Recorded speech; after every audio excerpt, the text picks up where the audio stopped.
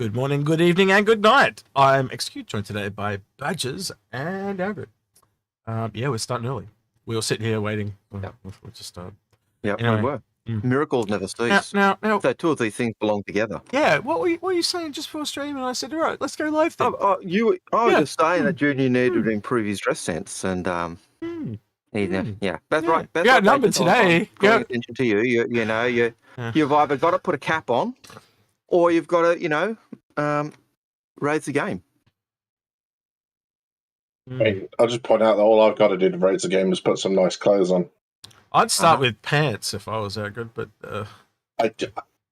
absolutely not wearing pants. yeah, exactly. Stockings and suspenders all the way. Fishnets. Right. I could stand up if you like. This might be a really good time to do this. I want to do a bit of a giveaway today, actually, guys. I probably don't have this organized because I don't normally have it set up for 3 people. So it's going to go squiff for a second. But I'll switch you and Badgers around. Just give me a second. So you'll have to go off and then 2 back on. And there we go. Cool. Right. So, it's also set up for Chrome because we were doing Chrome stuff because I couldn't get Firefox to work. That's right. This is going to work. There we go. Right. So I've got this Hosanna paint pack that's been sitting in my buyback for a while. So I thought we might give it away today, Algared. And you guys happy to do that if we do a bit of a giveaway today? Badgers, you happy to do a giveaway? I'm so glad. That sounds good. So glad you said that, right? So I've got this this thing, right? And I need to meme it, and I need like a giveaway thing. And I figure the best way to do this is whoever comes up with the best line or phrase or something to go with this picture will win this by the end of today's stream. Now, Badgers, do you have any idea what this picture could be? No. All right, cool. All right, so this is the picture we're going to. Be me. It is you. It is totally you. So what is the best line you can get to go with this photo? And whoever gets the best one ambushed will win the skin pack. Hey, I got this sent by a mutual friend of ours, and he was very excited to show it to me. So I've been saving it for 3 weeks, waiting for you to come on to do this. By the way, so just whilst we're doing this, keep an eye on general chat. Yeah. I have lots of photos of X's during like screen freezes and stuff. I will share them liberally throughout the stream. But yes, sorry, go on, X. I didn't mean to interrupt you, my friend. No, it's fine. But yeah, so the best, the best. Yeah, so when you look, I will put the bot on for questions, but maybe in that you could put giveaway or something in your statement, as you guys know how the question bot works. So would still have to put question in it, but as long as you put giveaway and then have the line to go with this picture, and the best one we read out today can win that. Was it the Hosanna? See, Hosanna. If X had actually planned this, what he would have done is he would have asked you to take a photo of yourself mimicking my expression and then put that in chat on the Inforunners Discord. But it's fun. Yeah, I don't know. I don't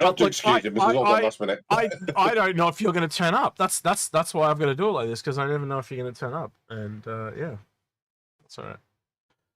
All right, that's the 5 o'clock start. All right. By the way, that alarm was telling us it's time to begin. Yes, it was. So we're early. No, we couldn't hear it, so it was fine. Right. Oh, that's okay. Right. You want to start the bot just in case you haven't started that already? Remind you. I'm right in the middle of that, obviously, as you can see. Starting. And as usual, guys, we stop when you stop asking questions. Yep, that's it. Oh. All right, so we do apparently have ISC this week as well, but it's going to be the behind the scenes one, so I'm not expecting much. It's usually one of the most fluffy ones of the entire year, but we'll see. Maybe they surprise us and there's something of interest in there, but I'm not holding my breath. So we'll have a look at that. No, I'm not expecting much. Okay. Right. Sorry, he was talking yawning. I'm going to hold back in yawning. It's the rules. I don't make the rules. Badgers don't leave me like that. Right. First question. Let's go. Okay. Giveaway. Is the Liberator a carrier? Oof. Badgers. No reply, Badgers. I think that was tailored to you, Badgers. Yep. There you go. I feel like that's a perfectly reasonable reply. Yes. Okay, so the Liberator is a bird. There you go. Obviously, a carrier pigeon. No, it's a shipping ship. Mm. And I think we'll move on. Matt P. Bring me Solo and the Wookiee. Yeah, okay. Kieran Boss. When the Hopian hits, right? Guys, these are not questions. Well, Don't put question if it's not a question. Gee whizzikers. No, bring me Solo and the Wookiee. That I think they're trying to make statements. Giveaway. They're putting giveaway. That's fine. Yeah. No, but also a question giveaway. Yeah, but I told them to write question because it won't come through on the bot otherwise, Algared. So if it says question giveaway, that means it's for the giveaway. Clearly. Okay, right. Okay. This is the problem. Algared doesn't listen either when I tell people things, so that's fine. All right. It's all good. We'll get there. All right. That's because what you say is often not important. Now you know how I feel about you 100% of the time. Right. Yep. 100%. Okay, let's see if we can catch up with some of these comments. Okay, is there a question? Let's see. Giveaway. Can we get the faces as? Can we get that face as an emote? From Nova. We probably should. You actually meant maybe we should just go. Maybe we just go through and read the ones because we can read them as well as Algared's reading questions. So we'll just go through and read some of them. You don't have to read all the ones out for the giveaway, but yeah. Yeah. Keep going, Algared. Dear me, jump in. It's actually hard to find a question though at this point because they're all. It is hard to find the question. Citizen Ninja says, "Will we finally get a second flyable alien ship with interior beyond the cockpit at this AIE?" There we go. There's one. I'll just mark that one. Yep. Yes, I think we are getting that very obviously from the AIE trailer and also from the episode that we dropped a couple of days ago now. Yeah. Algared, would you agree with that based on that one frame or the one screenshot? I think we're going to get an alien ship. Whether it's we get the Santoki Eye or whether it's some other thing, yeah. But do you think it's got an interior? We get another one, yes. But do you think it has an interior to go with his question? Yes. Badgers, what about you, mate? Alien ship with interior at AIE? Possibly. What would you? Oh, you're gonna go possible. You didn't see the trailer that they dropped? Which trailer? They did an IAE trailer, and they do it every year, and it's got these tiny little snippets of things, and basically it essentially shows an alien ship with a bit of an interior. So I'm pretty sure it's an alien ship with an interior. Well, they showed the Gattac Radian. You reckon it's the Radian? Well, they showed the Gattac Radian because it has the wing section with the X07, which is the wing section of the Radian. It's just a smaller section of that picture. So that's in the trailer.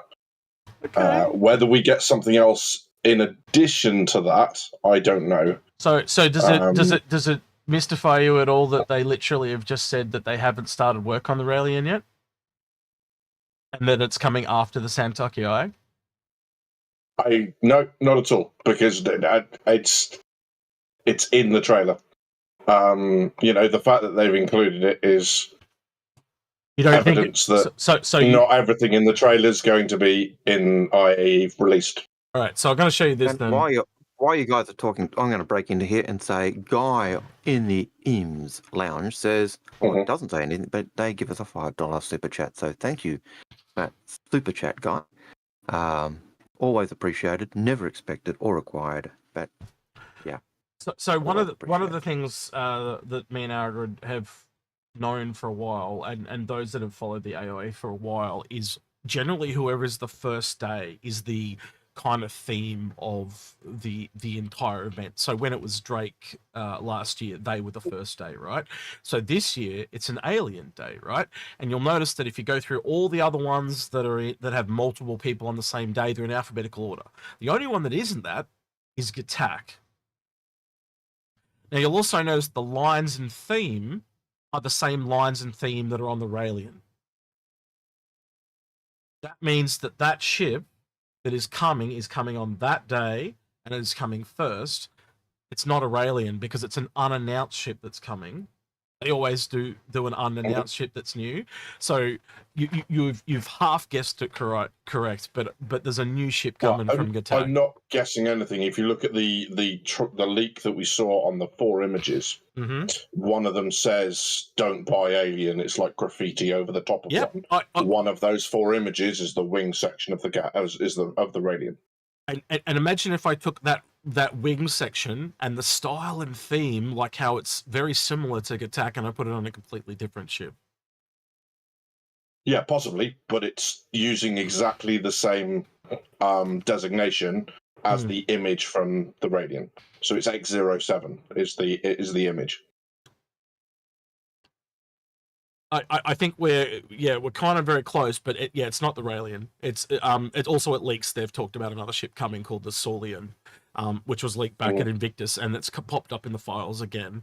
And they've even had people that have seen it. And where up until now all the Gatak ships or Zion ships have been like a star or cross type looking thing. This is a 3-pointed star, so it's got 2 points at the bottom, 1 at the top. And I'll send you the very, very crude. Actually, probably don't even need to. John, did I send it to you? I know you're in chat with us, John, but you're just listening. Who did I send it to? I know I sent it to Henkin. Hang on. Here you go. I'll send this to you. Actually, I'll just open it on things so everyone can see it. We did this during the trailer thing. So, Algared, can you just move? Oh, wait, I'll move you. Don't worry. Get small, Algared. There you go. No. You just go small. You're short. There you go. Yep. So basically this is their really crude hand-drawn thing, but that's what they say it looks like. And just for you again, Badgers, there is concept art from one of the original lineups that actually is right on point with the way this thing looks. And this is back when they were doing Raelian concepts. So we think they did go back to the. Hello, Mongo. Cheers for the $2, and good to see you. We last chatted over in Daily Noob's chat, I think, but good to see you, buddy. Yeah. Thank you, Mongo. No. And to go back to the first, to Guy's super chat, he did have a question. Oh, he did? His question was, I have an 890 jump with 6-month insurance. I want to get 10-year insurance. Will I get an option to do that?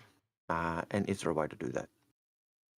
No, unfortunately, it's limited. And I think, it depends on. It will be available at IE, but it's limited. So that means there'll be a limited number up for sale. That will most likely get the larger insurance. That's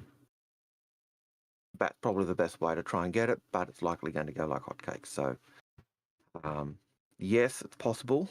How likely, I can't say. Yes, Keiko, X07 was from the brochure. It was also a leaked image of 4 different images for IAE. One of them was that wing from the Radiant. Yep. So it's a beautiful thing about images that can be used in more than one place. Where was this image you're talking about, Badgers? Can you link it to me so we can have a look at? Yeah, I'll go and grab it. Yeah. I'm gonna get I've still got to get your days off you too, Badgers, for this, by the way. When you get a chance. No, other than Algared. That image, you'd be fucking lucky. But anyway, no, Algared's the only one that's replied. So, but Algared's coming for half of it, so I just need to get the others. I don't know. I got to whip him into gear. But it'll be fine. Worst case scenario, just do them all on my own. Right, 0% chance the Raelian is flyable for AIE, as it is a new ship. Also, you should be ashamed of yourself for wanting alien filth. Thank you, Negativity, for the $4.99 super chat.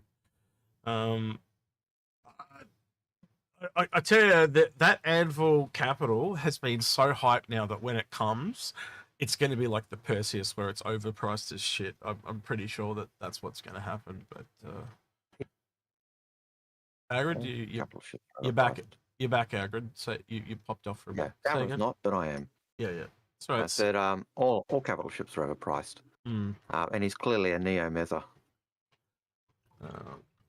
Hating the aliens.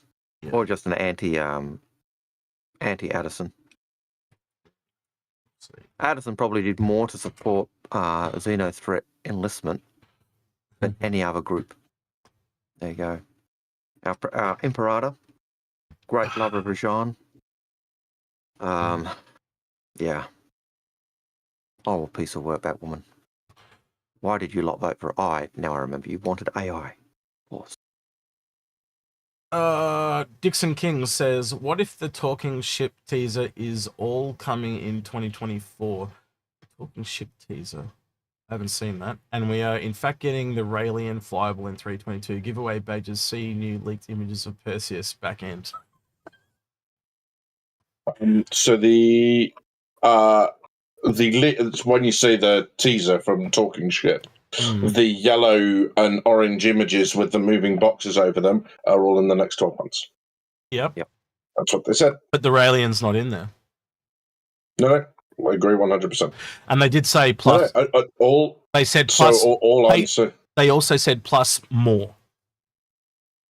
Mm-hmm. Yeah. Or the only reference I'm making is that people said, "Do I think there's a ship coming with an interior?" I said, "There's a Raelian in the image." So that kind of covers it, yeah. Okay, no, that's kind of it. You know. Also, looking at that image, I don't know if that's going to have an interior. I think that might be another alien cockpit only. So if you, maybe we should bring up. We did this in an episode, but maybe for benefit, this is the actual trailer here, Badgers, right? And there would be interesting thing to ask you from a military perspective. Would be this bit right here.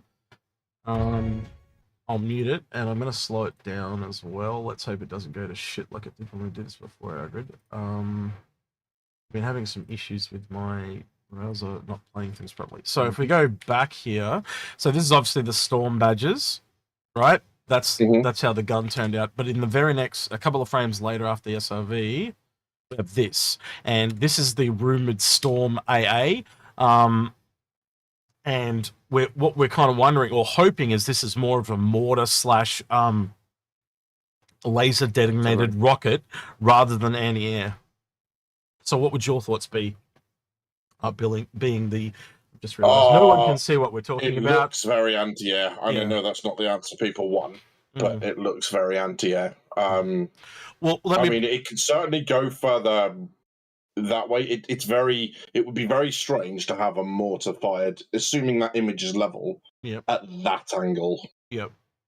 All right, so question I ask you then is why is it so different from every other anti-air one? So every other anti-air one we've had is like, it's almost like just on a rack and they come up and the missiles are bare. These are in boxes. These are a completely different type of, we've never seen something like this before. I would go with, from just a gameplay point of view. So I would... Yep, we've seen this. I'd be tempted to say that it is, so that bottom right, that's the Radiant. Yep, but what they're the reference that I was making. So what this reference was actually referring to is that the AIE is actually Gattac, right? Because you've got the same waves in that. You've got the "Don't Buy Alien" on the poster. So all this is saying is that that photo there is not the new ship. That is literally the Raelian. But again, with what we're about to show you, I think you'll probably and you'll probably agree it is definitely. Well, you'll see for yourself in a second. But yeah, back to this real quick. So as for the boxes for those, I think that's simply because it's going to be far easier to reload this if we're moving boxes around than a missile that has to worry about orientation and fixing points. It makes more sense just from how do you store it on a cargo grid? How do you stack them on a cargo grid? You can't do that with missiles. And rather than go through the faff of having a box that you open, you take the missile out. Now, what do you do with the box? Because it's kind of useless. So if you just make the box the storage device, you fire it, and then you just yeet the box when it's done. So that comes back then. Does that mean they're going to go back and redo the other ones? Possibly. Or do you think it's more likely this is a completely... Or do you think this is a completely new type of thing? I mean, in terms of ships, it's going to need to come out of a box, obviously. For the other ground defense, like the Tumbrel and stuff, I thought... sorry, not the Tumbrel, the Tonk. I thought the Tonk had the anti-aircraft system in that missiles was boxes as well, wasn't it? Not too sure. Well, the two boxes kind of at an angle. Like I don't remember there being one on the tank. I'm thinking of like the G12 and the Cyclone. They're the two that I know that very predominantly have AAs, and the Cyclone's in game and it's got like missiles along the back, and the G12's not far away, and that's got missiles on the back as well. So this would make the third one.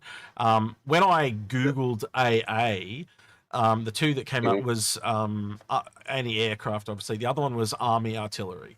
And I did talk to you about this tank specifically, and I talked to SA, and I talked to a few of the other military guys, and they also said it would be a waste of time to have a high-speed anti-aircraft tank. But a mortar, I don't know. So I haven't asked that question, but I'll put that question to you now. Would you, like, realistically, what makes more sense? Not from what CIG's done, but from a military standpoint, which do you think makes more sense? A mortar / artillery or an anti-aircraft tank? They both make sense. Okay. Because the issue with a fixed installation, I mean, in terms of the fast speed, the speed thing, I think is kind of arguing semantics.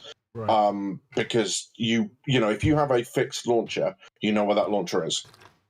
You hit it from outside of range, or you avoid it. You put something in between it. It's like turrets, right? Yep. We can avoid turrets on bunkers and stuff because you just put something between you and it, or you sit out of range. Right. If you've got something that's driving around, what's scarier to you as a ship? A slow-moving anti-aircraft vehicle like the, you know, like the Ballista, or the Spartan, something like that, or something like this that can just come out of nowhere.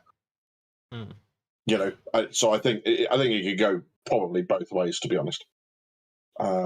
Right. Well, we just had someone in chat literally ask the question that we're about to answer from Draco Dion says, question, can the new alien ship be Saulian? So you can tick that one off, Algared, because we're about to answer it for him. And for some reason it's doing when I get to it, volume instead. So this is it here. It is, that's the first frame of it. And as per usual with these leaks badges, they're way too close and you really can't make anything out. But I'll just let it play for you so you can see. And I can link you the track. So this is the one frame we will come back to, that one there. And again, I am playing this like at quarter speed because you can see obviously how quick it is. Only like 5 frames. So the frame I want to come back to is just before that bit, after this one. Yep, we'll talk about all of them. That's fine. But this one here, so we think this is potentially a component housing because they have had switches like this in the Alien one that was shown years ago. But if you kind of look here, this more than likely means it's got an interior because this is the same floor of the ship the Zion ship they showed years ago, and it also looks like a potential door there. So we're thinking this is more than likely an interior. So yeah, what just to bring up, actually says use. Sorry, Algared? Version actually says use.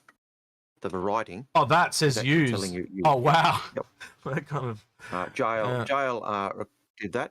I'm going to say, look, I'm going to do a shout out for Jail. Jail has a channel. Oh, we can show him off. It is worth checking out. I've watched a few of his things. It is worth checking out. Actually, we'll do a little bit more than a shout out for him.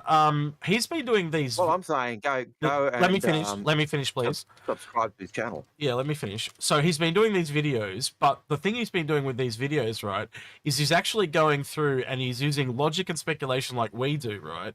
But he's been trying to figure out the names of these ships, right? Right. But what I want to put the call out for is someone to go help him do it with AI, because you know they were able to de-blur that the text of you know when the image went out for the F8C Lightning. It's the same thing as that. He needs someone to go in and de-blur these names for him. And I'm just trying to show you the very particular screen. So this is where he's getting a lot of them from, this particular scene in the trailer. And they actually have them all in the background like this. And he's basically just working them out and then using a bit of logic. I'll go forward. So he's looking through the lore that he knows. And then he's literally like, look at this. He's looking at the different alphabet. And then he's actually doing complete lists. I'm just trying to find it. Hang on. He's trying to work out the lettering. Yeah, he's decoding it. Like, but I'll just show you where. They're like this. So he's going, here's all the systems. So this is when he was trying to work out the one for the Idrises, right? And then he starts doing a process of elimination based on what letters he can make out, and then he starts knocking it off, and then he gets it right down, and He goes, yeah, at the end, he goes, I think it's Magnus. So he does things like that. So what I'm saying is if he could read these, he wouldn't have to do all this work. He could just tell. So if we can get someone from the community that knows how to declutter and just like it'll, you know, they'd only have to do a couple of frames and they'd have all the names and he'd be able to make a lot better videos and tell us the lore on them. But yeah, it'd be cool to get him in for a speculation session because after I saw this, I was like, he knows how to do really good speculation and logic. So yeah. Anyway, subscribe to his channel. Paul did it very good.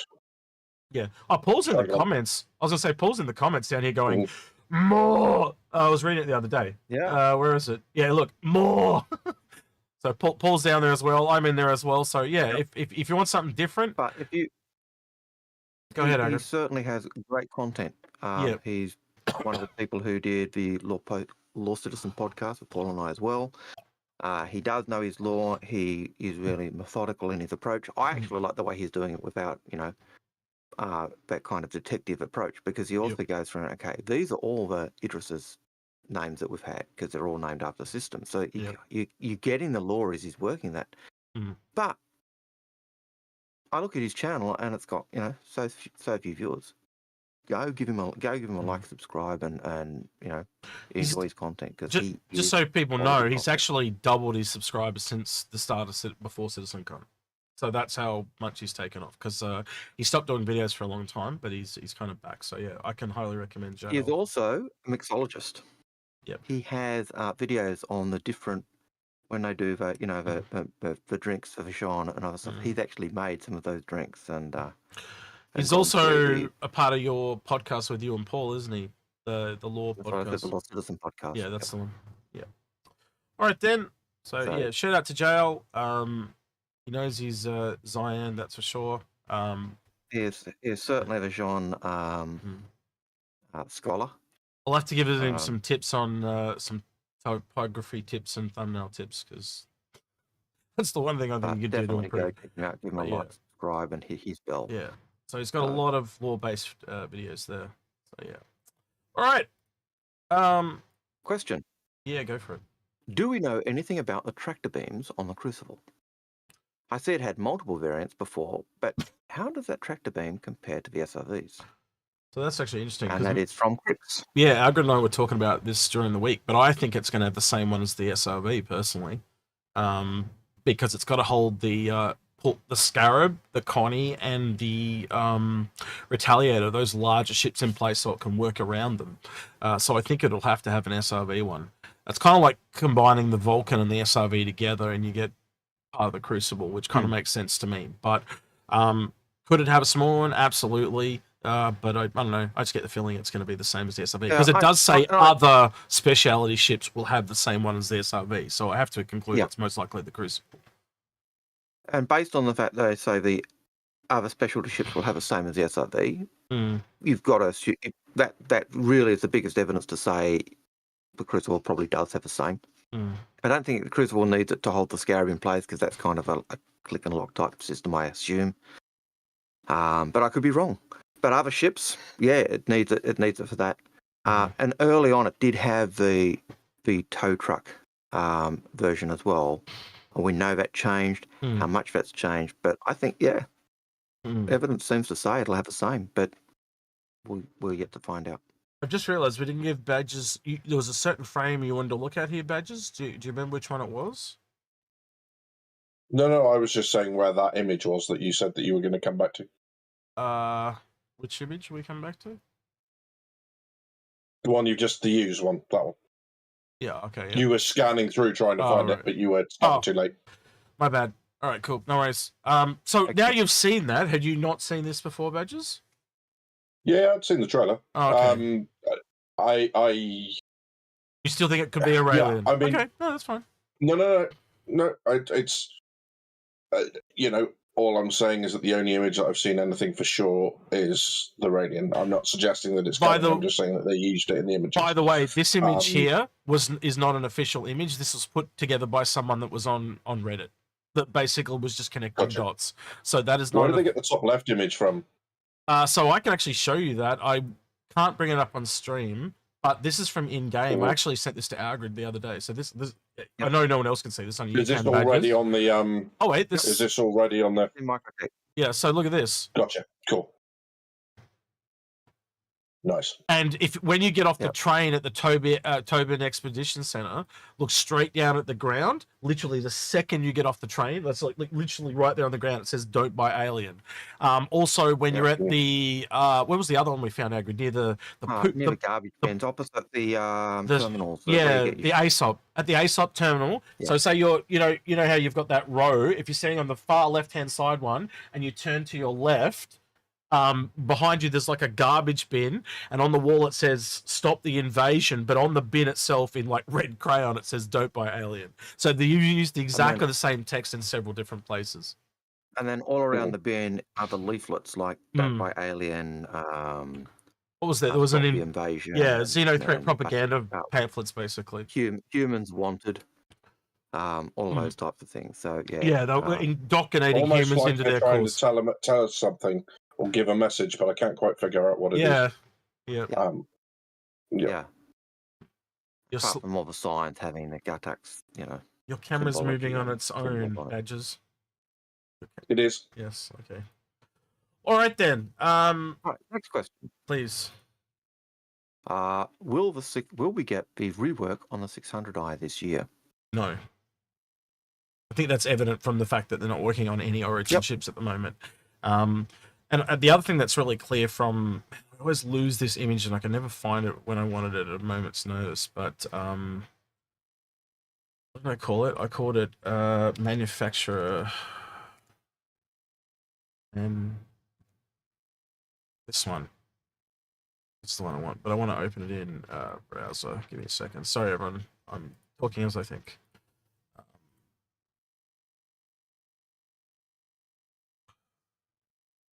And then I need to go over to this one. So this, okay, I still didn't put it over. This one, that was in that episode we watched. I'm just going to make you kneel again. Sorry. You can see that they did this as a style guide. You don't have to go all the way down. Come on, settle. Look, I'll put you up there. How's that? There you go. Right. So basically, they did this as a style guide when they were talking about a POA. But what it also came about of it is it actually shows us for the first time ever where ships actually sit in their kind of ideology and thought pattern. And there's obviously outliers to some of this stuff that completely goes outside their scope. But look where Origin is. Now, most people would argue that they assumed or would have thought Origin was really up here near high design. But in fact, it's kind of like halfway. It's almost like right next to Crusader, which is kind of interesting.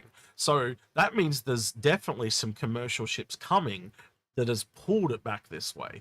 We don't have any commercial ships from Origin. So at some point when they want to work on that 600i, that'll probably the same time they start to do some of these commercial ships. So it will be a very interesting time. So a very long-winded way of saying no, they're not working on this year, but I'm trying to show you that is the sign when they'll be working on it. You'll see some kind of more Origin ships coming. And they're more, I don't know, Algared, would you kind of agree with me on that? They're more than likely going to be some kind of... look, if you look at the original 600i, not the one we've got, but the law version, it was a hauler. It was built to address a need that the UAE had in a lack of hauling ships.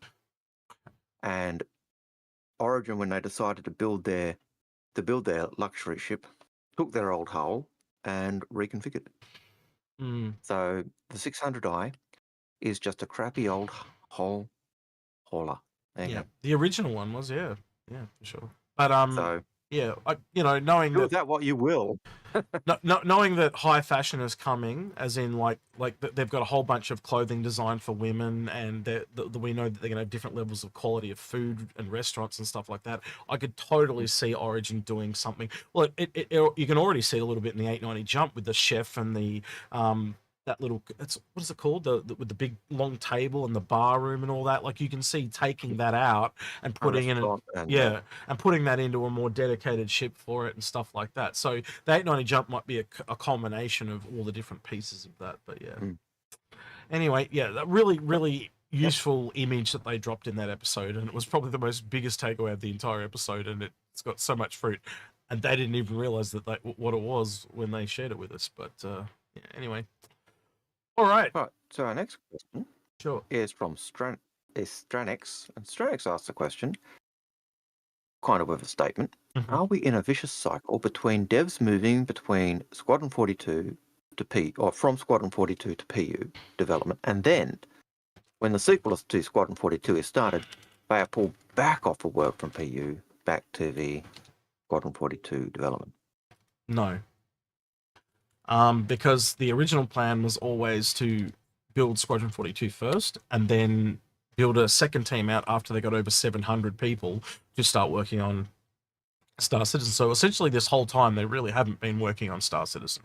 It's just overflow that's gone on to Star Citizen, and that's now why we're seeing they picked up Turbulent. They're now working on multiple ship teams. Up to this point they only had one ship team essentially, or very small ship teams, and you can see that from the chart they showed at CitizenCon. You know, that some of those ships they were making were back there was only like 4 people. Now they're up to like 28 people, and they're going to grow and grow those as they start to work on it. It kind of still baffles a lot of people after they saw that chart how little people are working on on the actual ships.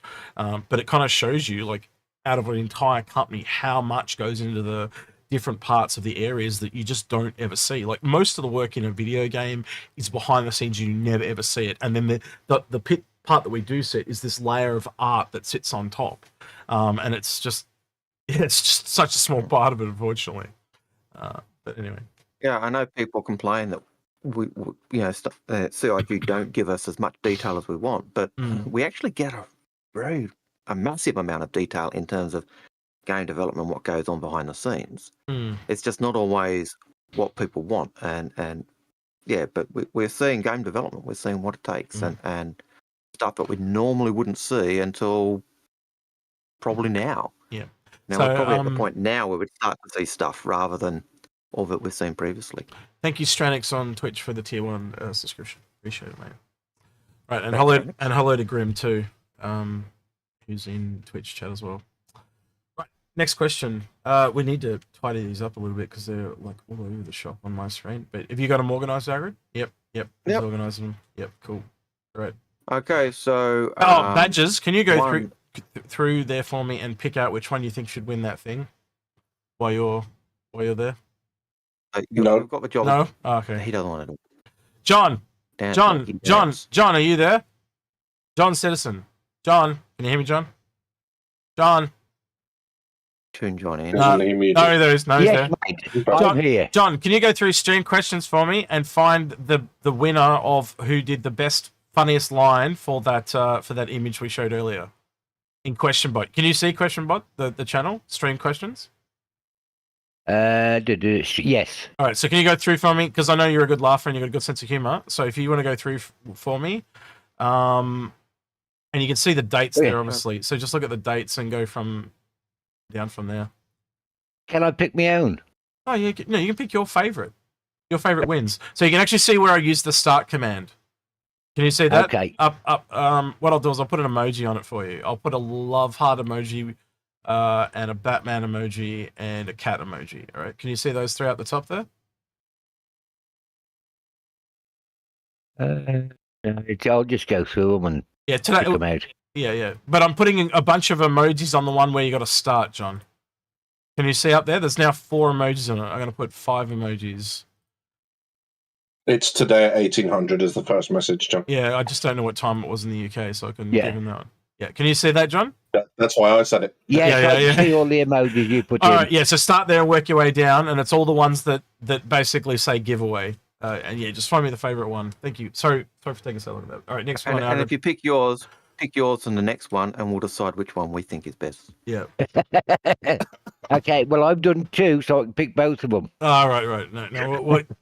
I think everyone's cameras has glitched but yours, X. Yeah, it's because I've clicked. Oh, what it was I was on the other PC, and that sometimes causes it to hiccup, but it was because I was trying to explain that to John. Gotcha.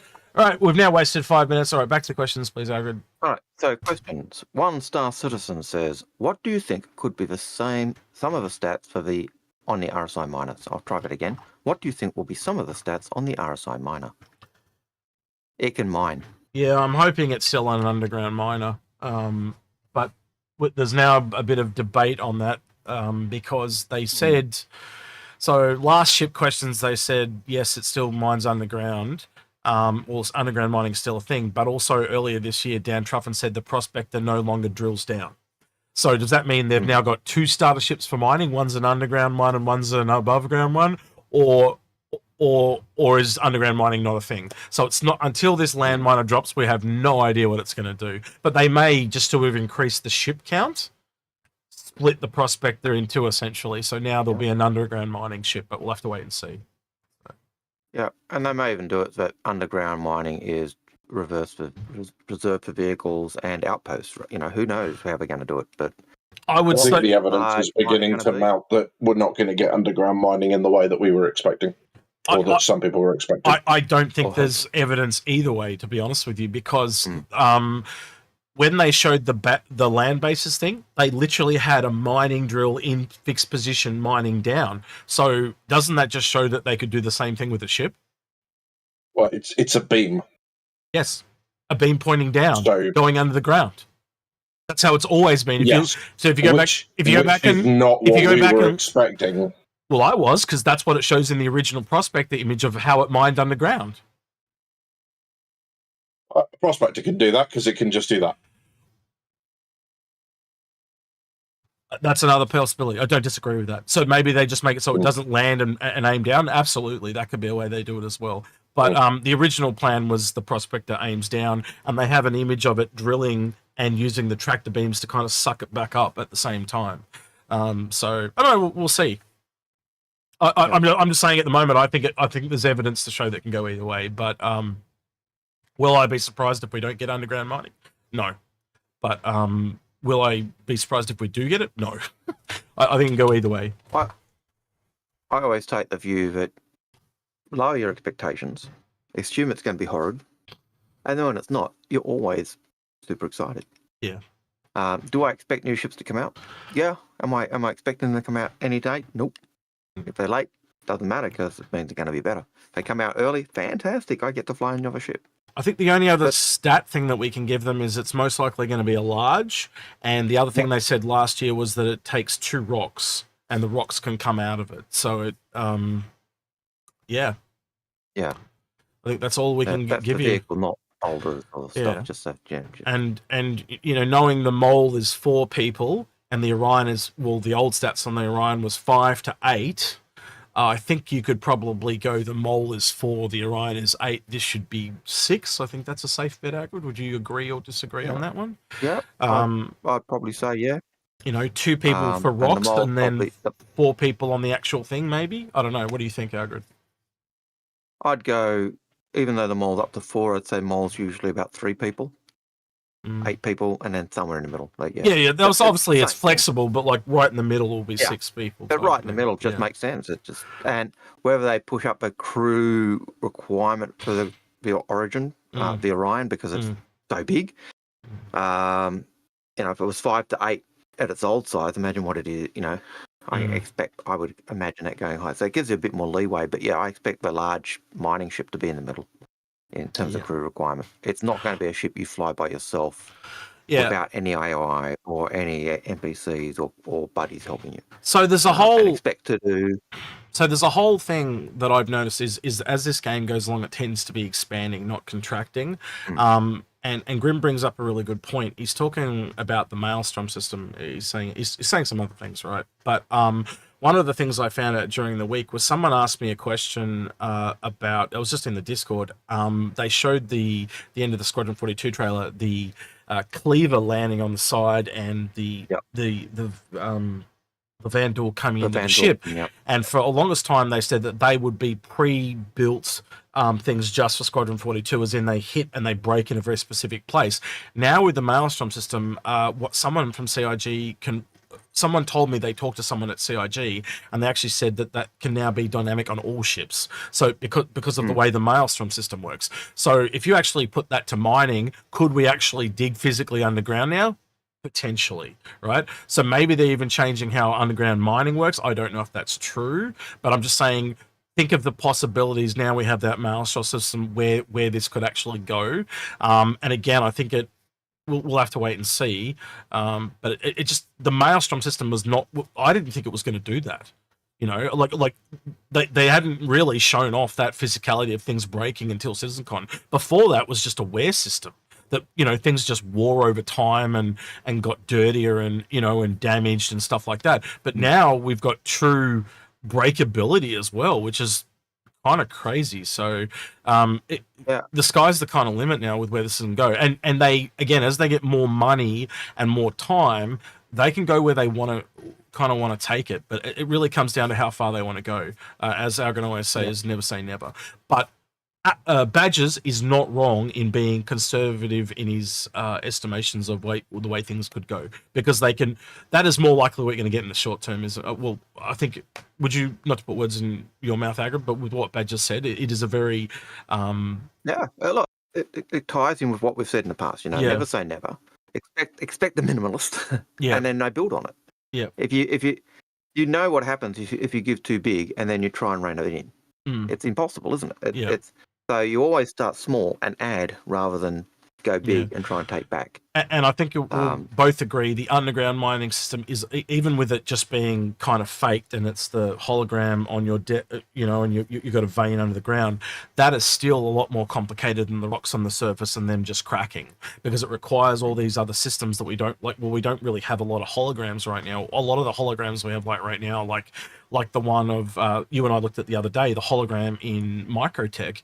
That's actually a person, an NPC standing there with just transparent skin. It's not actually a hologram. Yeah, you can't walk through it. You can't walk through it. It's solid. So they've just done that quick and nicely. But again, when holograms actually come in, like once the map system is probably brought over, it probably requires that to come in before you can actually start doing under the map type stuff. So yeah. Sadly, that hologram was more solid than you were. You got stuck on the. Oh yeah, pad. Yeah. So I was trying to get back into the SRV with Algared when we were looking at it, and my character just floated there and wouldn't stop. So I actually had to log out and log back in. But yeah. And tried walking through him to bump him off, and you'd literally just walk through him. In fact, I just could stand in the middle of him. He was basically a hologram, but the hologram couldn't actually walk through it. It was quite humorous in that sense. But yes. Yeah, so I think in terms of the RSI miner, my understanding is it's a mining ship.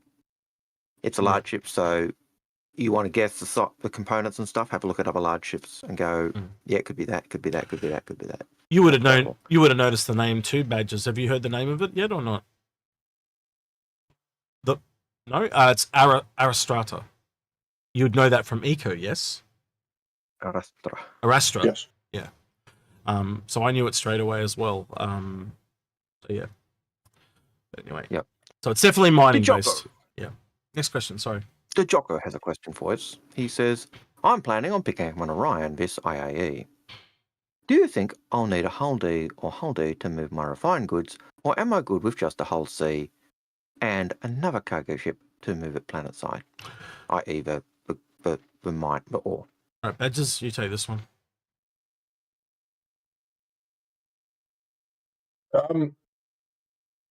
So I don't think you're going to be moving things in that way. I think what you're going to see is hull Ds and hull E's are going to be purely orbital, and then it's going to go places from there. So where you've got the cargo centers on stations above planets, it's going to go to them. They're then going to have contracts to go. And they talk specifically at the talking ship part of CitizenCon. They said that there are going to be certain ships that are going to be AI only. And it's very likely that, you know, even if it's not the AI doing it, there'll be contracts then to move stuff from orbit down to planet. The idea of you doing that yourself, you could if you wanted to, but I think just the sheer amount of bulk that the D and the E are doing, you're not going to cover that. It's going to be very ineffective and inefficient to do that yourself with another ship, because it's just so much cargo. By the time you've unloaded it all, that's multiple trips, whereas you could just deliver the cargo, sell it at the station, then move on again. Very well said. That's pretty much echoing my thoughts. I think the only other part I'd add to that is obviously whole series of ship is more likely to be in safe space as opposed to dangerous space, essentially. Algared? And I would look, building on what you said, I would expect an Orion not to be working in dangerous space. True. Well, it's such a big platform. Again, it comes I back would to expect- personal player choice. Like, is he going to That's be right. in a safe area Risk or a versus dangerous reward. area, or is he does he have an org? Things like that. You need to look at a few outliers there. And that's the same. And I think that's the same for the hull as well. Yes, we expect them to normally operate in those safe spaces, but risk versus reward. Do I have friends? Do I have buddy? All of that stuff comes into play.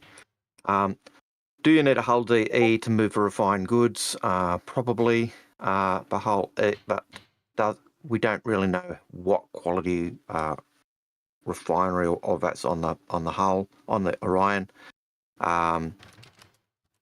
So yeah, how big's a piece of string? At the bare minimum, I think you'd need a hull C or something that takes that amount of cargo. Would be what you'd want. Right. John has asked me to do this again. So we're doing a giveaway today for this Hosanna paint pack. And what we are looking for is a tagline or a meme for this image of badges. What you do is you just add question in your title like you do for a normal question, but then follow that with giveaway so John can pick it out from the Discord chat.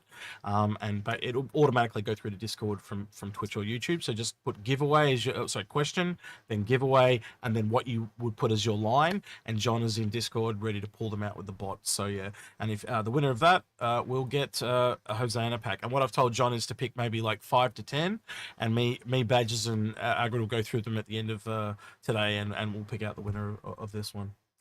So yeah, all right. Next question, please, Algared. Yes, I agree with that one, Badgers. Yeah. I thought so. John, let me win. I want the paint. Yeah, Raf Mortal says, what could be the advantage of the RSI Zeus underslung turrets, and why do the underslung? Why go with underslung rather than the top one? Is the heavy armor going to be hinted at? Probably just to be or a little. Is heavy armor hinted at? One. Yes. Well, let me answer. So one, underneath is obviously more likely to be better in atmosphere, and if you've looked at the ships like we have, this ship is more tailored at atmosphere than it is space. And then secondary, it's also just a little different. Algared? Yep. Well, I think from a Q&A, yes, it is more heavily armored. Why go with the top underslung turret rather than the top slung turret, or dorsal rather than the other one? I've just gone blank on the name, but yeah, choice. Any, many, miny, mo. Badgers, do you want to weigh in on that one? Why would they put it? You're the military guy. Is balance. Sorry, what would be the first one that springs to mind? The idea of the Mark getting the turret on the top and giving it the better and making it clearly more capable of combat. Because the key drawback of being there is they said that the Zeus has a flat, smooth underside, so your arcs aren't going to be great, right? You've got half the sky, if that. Whereas on top, it can look down. It can look down over the cockpit. It can look down to the sides. Then obviously limited at the wings, and then potentially down slightly at the rear as well. So they're making it very. Hang on, if it's got a flat, smooth belly, wouldn't that mean when you put the turret in the middle at the bottom, it's got better visibility, so to speak, not worse? I kind of leave it curled up, but when it's flat, you're effectively, it's drawing an artificial horizon. You'll get slightly more than half, but not masses. Okay. Not in the same way that you will do with it dorsal mounted, where you can actually physically plant the turret down over the cockpit and so on. I'm with you now. Yep, okay. I could see an advantage in it being underslung when it's landed and you're kind of loading your cargo. You can actually cover your cargo bay and. Would you agree with me and Algared that it being on the bottom probably points a little bit more to in atmospheric use? I mean, possibly, but they said very specifically in the Q&A that one of the differences between the Spirit and the Zeus is the Spirit's going to handle better in atmo. Yes, so you would but they also said that it's got better thrusters for in atmosphere as well. So yeah, it doesn't mean it's not for in atmosphere. I put it this way: when we compared this to the Freelancer Max, it looks like the Freelancer Max is designed for space, and this is designed for in atmosphere. As in the Seal versus the Freelancer Max. So, yeah. I don't know. I just asking your opinion if you because it's on the bottom. I think that it's kind of a little bit like the A2 with all its guns facing down and stuff like that. Like it's designed to shoot down at turrets and stuff like that. I don't know. I'm just trying to think of why would they put it on the bottom of a ship. And to me, it's obviously to shoot down. So obviously, I don't know. As I look at those 4 ships, the Cutlass, in the medium range for those general style ships, the ones we've got lots of variants. You've got the Cutlass, the Freelancer, the Zeus, and the Spirits. And it seems that time and time again they're paired up. Like they are. You look at the body site, the shape. Cutlass and Freelancers are kind of similar. Zeus and Spirits are similar. Then you look at armor versus shields. Freelancer and Zeus and together. Spirit and Cutlass seem together. Then you look at the weapons, and so it seems to be this constant pairing of the two, and then which one do you prefer, this over this over that? Yeah, it's just variety. Variety is the spice of life. Gives you choice. Ultimately. All right, Woody says, why won't they show the ship models anymore from capitals in IAE? Because they don't want to. Don't they show them in the Holo Viewer? They're not out. And you think of AIE next year when the Polaris comes in, do you think they're not going to take the opportunity to somehow show that? I think it means, like, remember when they showed the Idris that one year in the really big hangar? Yep. And they've never done it again? I think that might be what he's talking about. Well, they're going to have to do something like that next year for the Polaris, but wouldn't they also take the opportunity to make it a little bit like the Javelin, and maybe it turns up at Everest or something like that? And so you can go you can go up into app, or maybe they put it like the Kraken they did that year where they had it in Lawville. Maybe they have it something like that. I don't know. We'll have to wait and see how they're going to present it, because that might be a bit of like if they make a hangar specially for it, that might be a thing going forward where they make a capital hangar so they can start to show off the capital ships as they come online. I don't know. That's only a guess, but I think next year with what happens with the Polaris might dictate how they do that going forward. I don't know. What do you guys think about that? Badgers? I don't know. I think we'd very likely to see the Polaris now that it's being worked on. Possibly the Galaxy, the Perseus, as we have done before, although Perseus isn't a cap, neither is the Galaxy. I meant specifically, I think they're just so far away. I meant specifically, how are they going to present capital ships to us at AIE? That was my question. Sorry, just to clarify. Well, the wireframe is really the Holo View is really the only way they can do it at the moment. But in terms of they're talking about working on the groups of capitals, the Idris is pretty much there, so we'll probably see that again in the wire viewer. And we've seen it in game anyway, right? So that's pretty much there. We'll get the updated model when CitizenCon hits. Sorry, when Squadron 42 hits. Yeah. Yep. I think it comes down to location. So when they did the capital ship, it was when IIE was at Hurston, because Hurston Conference Centre just used their massive big hall. Yep.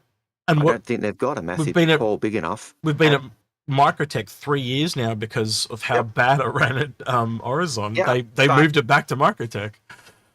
But Microtech, they've got the buildings done. They've got their Tobin exhibition hall. I don't think there's a hall big enough at the Tobin exhibition hall for it. So they'd have to. They don't show them because. Yeah, so that's what I'm saying. So however they present that Polaris going forward, when it's out and it's a physical model, I think that'll dictate how they do the others. So whether it's in space or they, finally make bigger hangar, I think that's a tip of the hat to how they're going to do it. And it's been a while since we've been at ArtCorp, and I can't remember whether ArtCorp had larger space at their exhibition centre. So that's where it comes down to. I think it's just the location they're running at. If they've already got the buildings done and they're using those buildings constantly, you've got to have a hall big enough, or you've got to redesign that whole area. And I think that the key is that just Tobin Exhibition Centre doesn't have halls big enough. So that's why they don't do it. It's definitely interesting going forward, because there are still ships like the Polaris that can land, but then, like, For example, like the Javelin, that can't land, and the Orion can't land. So at some point, they are going to have to start showing these things off in space somehow, or as Badger said, they're forever going to be holograms. That's the only other way they can do it.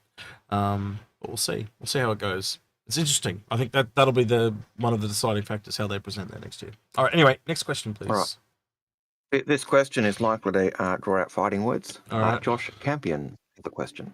Mm-hmm. As someone who has had the game for less than 20 days, Oof. welcome to the game. I hope you're having fun. All right. How much has he spent? Should I drop some cash during IAE, or should I wait longer to see if I actually stick with the game? If you haven't purchased anything, try the free fly. And then I think all of us would probably say just get one ship. And then if you want to go beyond that, get one ship that you really like, and that'll be it. Right? So you don't need to go crazy like a lot of us have and gone into multiple ships and multiple fleets. Just make friends with someone. Make friends with someone like us and just be a crew member on all of our ships, because there is just so many ships and people out there. And find an org and try out their fleets. But if you want to go further than that, that is up to you. But you really do not need to go beyond one ship anymore. Badgers. In fact, what did Chris tell you? Badgers. What would you say to that? Yeah, I think the key thing to remember is that the current state of balance is not reflective of the end game. So if you see a ship and you find that it's particularly effective, especially in combat, things aren't going to stay the way they are at the minute. There's armor to add. There's component damage. There's weapon balancing. Like, things are going to change.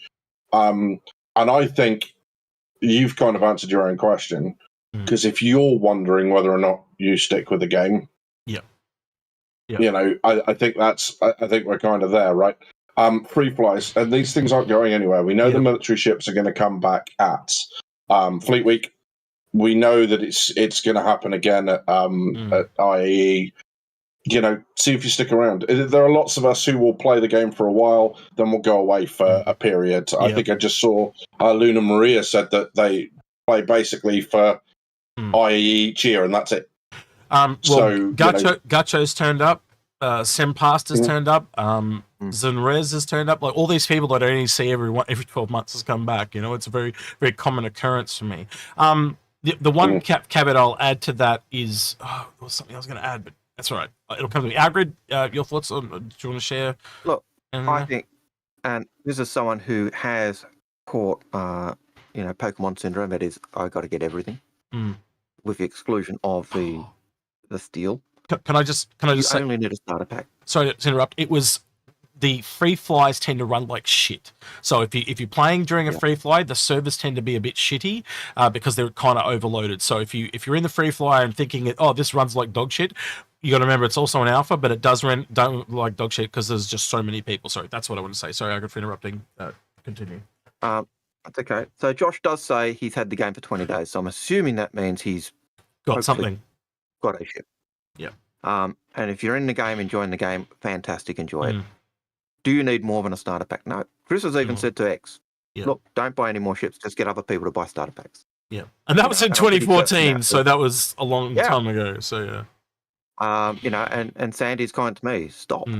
Is basically the same thing. You don't need to buy any more ships. Just get other people to get starter packs. That's all you need. All you need is a starter pack. Anything else is gravy. One of the reasons why we do those giveaways at the end of Invictus, and we'll be doing again at the end of AIE, we're going to buy a bunch of starter packs at AIE, and we're going to be doing that again. I don't know if you want to turn up for that, Badgers, but that'll be the stream like a week after AIE ends, and we'll try and do it then. And yeah, I don't know. We're thinking hopefully they drop something with the expedition, Cutter Expedition. So hopefully we can get some expedition starter packs. Yep. If we can't, though, it'll just be starter packs without LTI. So we'll try and get LTI, but if we can't get LTI, we've also contacted CIG again. We sent an email. Me and Algared read an email and sent off the other day and see if they can get back to us and match us like they did last year. So we'll see what happens there. Can they? Hopefully, yeah. Yeah, if they can't, that's totally fine. And if you do have a ship that you would like to add to that pile, there is now I always butcher this, but there is a channel on the Discord for giveaways called I'm sure you can find it, but it's called Ship for Giveaways or something like that. So if you just at me or Algared in that channel, and we'll add that ship to the list. If you and these ships go to people that are some people that can't really get into the game, or someone you think that needs a pick me up or something like that. So just good reasons to help people out. Maybe your friend's having a bit of a rough time, or a guy that's trying to get his son into the game, or daughter, or something like that, or significant other, or anything like that, just to kind of the Christmas spirit, a bit of that as well, I guess. And again, around it, just to be nice, yeah. So if you want to add to that, feel free. If not, that's fine. We'll have plenty to give away as well. All right, next question when you're ready, Algared. All right, so Dracdian says, what do you think of leaks? What do you think of the leaks of the Thulian? We kind of talked about that. It is a medium-sized ship. That's it. Yeah. So yeah, I think it's similar to the small cargo vessel from the shipboat image. We did an entire episode on it, guys. If I actually switch this over to the browser real quick. But not out already. No, I'm pretty sure it's already out. It's this one here. It came out. It's already got almost 9K views, and it came out the other day. Yesterday. There's my ugly mug and Algared's ugly mug in it. So and we go through that whole trailer, and we talk about it there. We also talk about it. We actually also did another video on it, which is the Alien Eye ship lineup with 22K views, which just had a shit ton of views. So there's literally 2 videos on it now, because we did this one before the trailer dropped, and then basically they dropped the trailer and it had new information, so we kind of connected the dots. Because why not? So this one's essentially an update to that one. Long story short, so yeah. The shortest answer, it's a medium ship. Yeah. Looks way more medium than a starter, put it that way. But leaks are reporting that it's a starter, but I don't see it. And Algared, but I don't want to put words in your mouth again. But again, you've got the Cutter Expedition, then this that would be a medium, and you've got the RSI minor. And one of the things that anyone that's been following the sales for a while knows is they try to do ships at different price points. So based on that the Cutter is a thing and the minor is a thing, it's more than likely in the middle of those two. So yeah, it just makes sense. And we know they need to fill out the medium lineup. And do we really need another starter cargo ship? I don't think so. And the only thing I can see, the only rationale for it being a starter is if you say it is a starter profession ship. And yes, we've already got starter ships that are doing cargo. So it'd be akin to the Hull B or Hull A, wouldn't it, Algared? I think you'd kind of agree at the very least is the type of thing. Yeah, 100%. So. And I'm hoping it's I'm going to be honest with you, Algared, and you correct me if you think I'm wrong here. I'm hoping it's like I did say this during the video. I hope it's like a profession smuggler ship, like a starting smuggler ship is what I'm hoping, because it just makes well. Again, it's kind of in the lines of what the Raelian is. So I'm hoping that that's what it is. Or what would be really cool is if it's a bit like the 400i, where it's got a special condition of cargo. So in the 400i, they have a heat-controlled cargo area, which is obviously for drugs or something like that. But it'd be really cool if that was the same for that. But we'll have to wait and see. Badgers, is that? I'll put that off to you. Would you rather it be more than just a normal cargo ship? Would you rather it's a bit more special? Yeah, I mean, I kind of feel that way across all of it. Really, we've got enough. We've got an abundance of fighters. We've got an abundance of cargo ships. We don't really need any more miners at this point, because there's not enough really to determine between them. Mm-hmm. So, like, one miner is another miner. The differences are whether it's multi-crewed, the size of the heads that it could take. It would be nice to see something along the lines of, more science, although we have the Reliant for that. It would be nice to see some other sort of maybe a starter fueler, something like that would be quite cool to see. Whether I don't necessarily mean it needs to be an alien one before chat goes off at me. Well, it could be a liquid cargo ship, couldn't it, as an example? Yeah. Oh, I don't disagree with you on that. I just hope it's not just the same status quo again, because like I'm at that point now. Go ahead. I'm going to beat you to the punch there. It's a live livestock hauling ship for Uwu girls, but just for you, X. Okay. Right. Yeah. For me. I had to beat you because I knew it was coming. I knew No, it was coming. I didn't say. I didn't say anything. You threw yourself under the bus. You'd have come at it at some point. I'm beating you to the punch. No, I didn't even think of it, to be honest. I'm having too much fun laughing at these things John's typing to me, to be honest with you. The Gatic Algared. Yeah. Yeah, my God. For the Uwu girls. Yeah, I can see that. Let's do that. Yeehaw. Old man out is a farmer. Xavier Surbones has a very good point. Alien exploration. Yep. Because that could be very interesting with different ways of scanning and stuff like that. That would be kind of cool. Rather than the scan pulse thing that they're talking about now. The thing I find difficult if we get Jean hauling ships is the fact that Jean actually go into a deal with Misk to get hold of their hull series because their hull series is better than their cargo ships. Yeah. So why Jean hauling ship? Why would you want to buy a hauling ship that from costs more because it's alien as well? It costs more when they wanted the hull ships because they were better at hauling. Yeah. So anyway,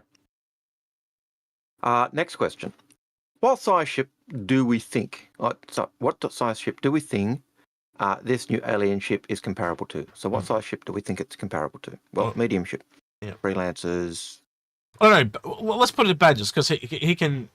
You and I tend to agree. So Badgers, based on what you've seen, what do you think it is? Just not going to have a go at you. It's your opinion. What size do you think it would be in your eyes? I'd like it to be at least big enough for an interior because I think people are right. It would be nice to have another alien ship with some sort of interior. And of course, the thing with Gatak is we haven't really seen with their interiors. So. Not in game. Yeah, we've seen videos, but not in game. You're right, absolutely. Yeah. So give us what that looks like to run around and be involved in. Yeah, I'm hoping. I don't know. I mean, it's not going to be a large. I doubt, given the images that we've seen. But you also wouldn't assume. You also wouldn't assume they would because it would compete. It's from Gatak and it would compete with the Raelian. So it's the same reason why we knew the Zeus was not a large that Leaks was reporting because it would just compete with two of their other ships. And they had the larger Galaxy, which is like a capital large, and they had the Connie underneath that, but they were both in the large category. So they had that. The RSI was blocked. Like it just did not need another ship in that area. So it just made no sense based on their stuff. And again, I just don't see this being a large, and again, if that is an interior like me and Algared believe it is, and I don't know, maybe we could. Hey, let's do a poll. We haven't done a poll in a while. While you're doing that, I've just got to pick this up, Zavath, mate. So obviously, someone can. I'm not going through the things. John, Citizen's in the background, and he's going to pick his favorite. But mate, if it was up to me, Zavath would have won that with that comment. I don't see him improving from that. Sharpful, thank you very much for the $10 super chat, my friend. And the Sharpful asks, I like that you spelled Sharp as in Lieutenant Richard Sharp from the books. I don't know if you'd intend to, but I'd like that you have. You've put, with IE coming, which ship would you recommend to someone wanting to focus on medical gameplay, the Apollo or the Med Bay Galaxy? Thanks for the awesome content. Oh, good question. What else? What do you reckon, boys? I missed it because I'm. I think there's a third option, which is the Endeavour, but I mean, yeah, I don't think I would recommend the Endeavour as a purely medical ship. But yeah, if it's the only medical ship, I think I'd go the Apollo, even though I think the Galaxy might be better. If you're looking at play with a group, depending on the size of the group, I'd definitely look at the Endeavour because at current it's $350 for the base. That's as cheap as you're ever going to get it. Even if it doesn't go up and you want to get it with the components, buying a Hope with buying the version Hope with the components on it is probably still going to be cheaper than you'll ever get. Because that ship is going to grow and its price is going to balloon. Oh yeah, absolutely. I would have to say, look, if you're going solo, the Apollo, or very, just one or two of you, the Apollo looks good. If you're going for a slightly larger group, the Galaxy. And I know that sounds like an obvious thing to say, right? But looking at the gameplay loops, the Apollo's got drones. The medevac specifically is designed to go in and pick up ejected pilots and stuff from after a big battle. So the drones are going to have. There's going to be potentially a measure of autonomous gameplay if we don't have to go and control the drones ourselves. Algared, can you put an emoji that's different next to the question so I can read it? Sorry. Continue, Badgers. Like that. The Galaxy, you've got a shuttle bay, so you can have the CAR at the moment fly off and come back, and do that sort of stuff. And then you've also got a vehicle bay that allows them to do that. Sorry, not the same emoji, a completely different one, so I can tell which one it is. I realised that after you asked it, you want it so you can tell which one is a question and which one's not. No, which one is the question that you're currently on, so I can read it, so I can catch up without you having to read the whole thing. It came with a super chat in YouTube. It wasn't Roger. It doesn't have question. It's not in thingy. Right, so it's this super I'll link chat. it to you. No, I've got it. Yeah. That one was from you got it. I'm reading it. I'm reading it now. So yeah, I think things like the size of the Endeavour. The Endeavour's another option. You do have two more. If you want to go small, you've got the CAR, although it's only a size 3. There's no bed with it, as in crew bed. You've also got the Cutty Red, which is 2-person and with that. But yeah, I've got to say I'm excited for the Apollo. Yeah, I would say it's depend on who you want to play with. So taking everything Badgers just said and scale it to who you want to play with. And then if you've got more money than sense, the other option is just get the Endeavour, and then you can essentially earn down to any of the medical ships that you want. Because that's a medical one, and you can just earn down. Sorry, Algared.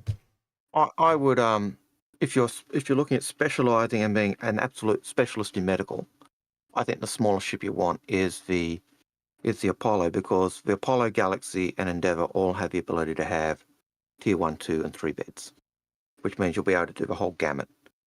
The advantage of the Galaxy over the Apollo is that the Apollo will either be able to take a tier 1 bed and tier 2s or tier 3s. The Galaxy will have 1, 2, and 3. And then the Endeavour will have a whole hospital. And that's the difference between the three of them. But if you're specialising in medical, I think you want one that does the whole gamut rather than a red or a C8R. But yeah. All right, next question, Algared. And then whatever X and Badger said as well. Yep. Next question, Algared. Next question. What should we expect from 322 beyond the things I already confirmed? The things they confirmed and anything else is gravy. Yeah, we can only really tell you what they've confirmed. Around the same place you are, New hair. Yeah. New hair. Nothing. Yeah. Yeah. Because that's how you get disappointed with this game, by expecting things they haven't confirmed.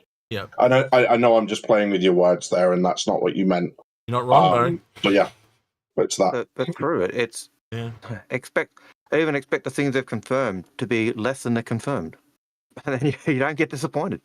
Like, people come in and they go, "Oh, it's going to be fantastic." Well, if you go in saying X, Y, and Z, it's going to be less than you expect. All right. You went in expecting what was that game? Starfield to be super, super fantastic. You were disappointed. Yeah. Right. I'm ending the poll. Basically, we've got 88% on YouTube said that they think it's a medium, and 93% on Twitch also think it's a medium.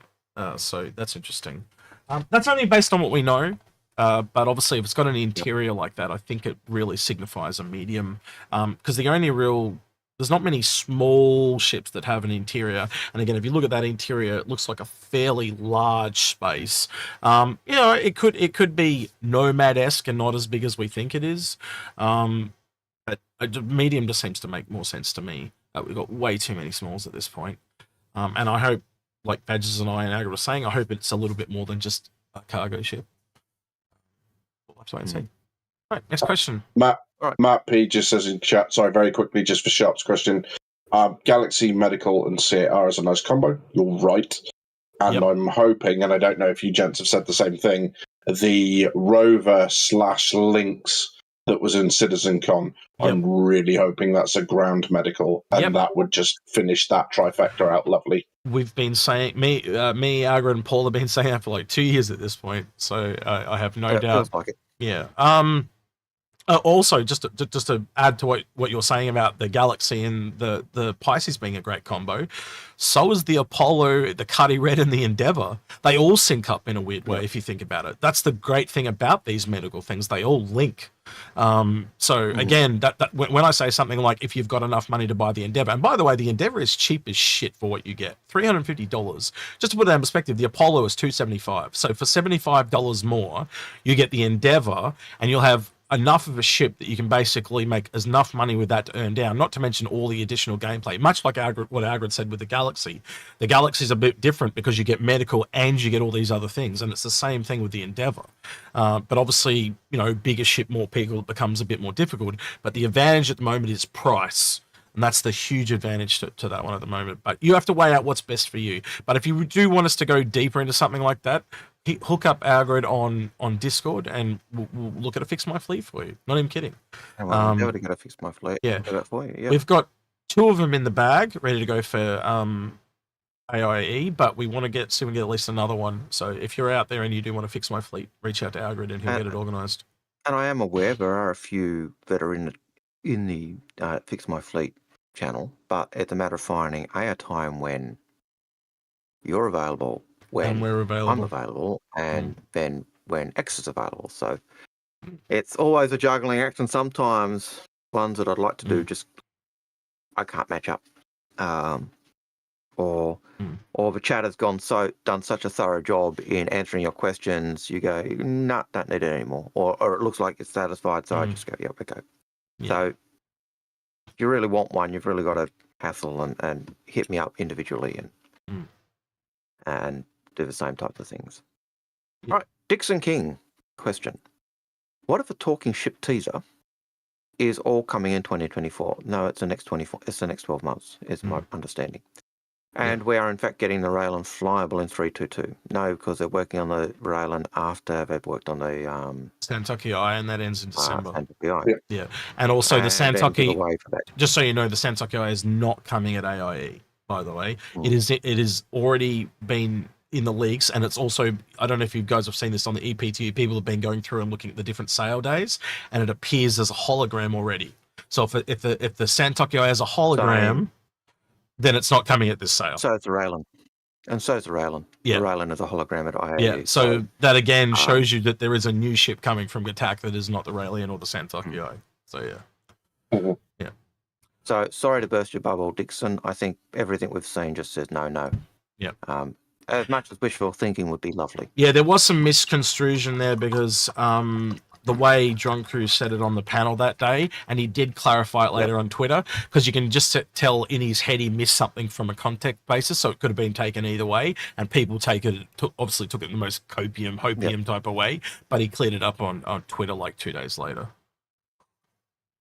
And it is twitter.com, so you can argue with me if you don't want. I just don't like calling it X. Anyway. In YouTube chat, Commander Thrud says, my fleet consists of a BMM, Endeavour, Orion, Crucible, and the Galaxy. Can tell I watch Inforunners. I don't know if we've recommended the Galaxy too much, so I don't know. That's your own. That one. We've probably recommended the Endeavour more, but yeah, but Endeavour, Crucible, Orion, BMM, and the first 4 definitely.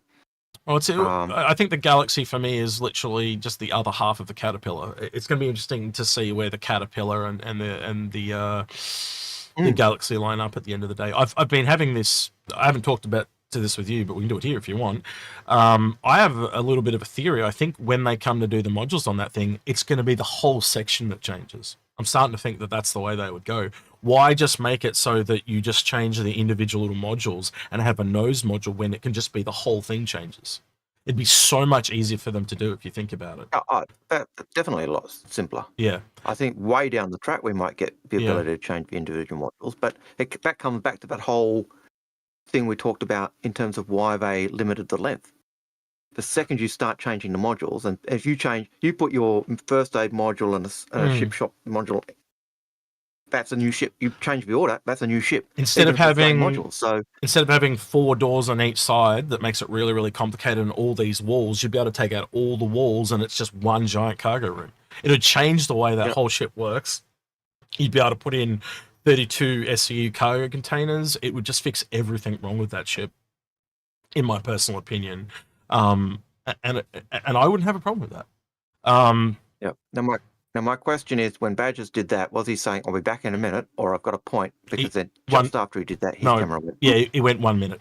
That's what they meant. 1 minute, I'll be back. He's probably had to go to the toilet, or he's got a phone call or something. So yeah. I can just. That's also. Look, I can just do that. I can just do that. There you go. Until he's back. Yeah. You'll also notice, Algared, that this is not an RSI Zeus. See how it's got no name on it? No. How did I do that? I know. Don't know. I just leave the artistic up to you. I just yeah, whatever. You know, 9 times out of 10, you say, "What does it look like?" I say, "Yeah, it looks good." Yeah. Great. Yeah, but the colour's out. Is it where? He doesn't notice the hours I put in, but that's fine.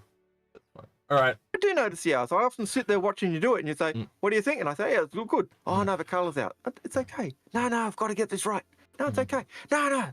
I'm very particular. Sorry. Yeah. Execute.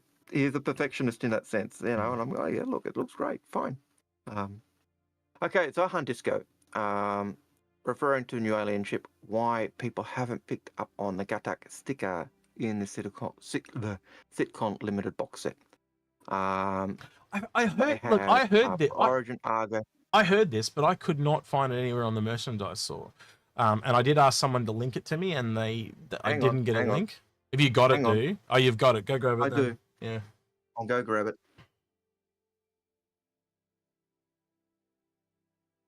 We need elevator music. I have it. It's on screen. That's why I disappeared. All right, hang on. You're back. You got your green screen on there. Yeah, there's a good... All right. So, no, that's what it looks like. Yeah, it's green. So I'm gonna have to turn off one of your. Here's the box. Oh, so this is the pin box. Yeah. So in your pin box, you get. It's gonna hide all the green. You guys realize this? That, and you get your 4 pins. But it's just green, so they're not missing anything. Yeah. When you open this up, you get, as Badgers is holding up, the 4 stickers, which have the supplies. So one of those is a Gatak. Yeah, and that was an AIE. That's an AIE CitizenCon pin set or something, wasn't it? So that kind of confirms that Gatak's a part of it. Yeah. But it's a pin set for this the limited edition pin set. And I like the pins, so I usually get them. But it does have the stickers in it of. Do you ever wear them in the school, Algared? Just have one on your lapel, and the kids go, "What's that?" Kids say, "What's that?" They do. Some say, "What ship's that? What that from?" And I say, "It's a game." "What game?" "Just a game." "Do you play that game?" "Yes." "What game is it?" "It's a game." They're gonna find you eventually, Algared. I can't wait. It's gonna be so weird. They'll be like, "Oh, it's Mr. Algared! Oh my god!" They're gonna find him eventually. Yeah. Oh, a couple of students know I do play Star Citizen. Every occasional they come up and say, "How's Star Citizen, sir?" They haven't found the channel yet, but they will eventually.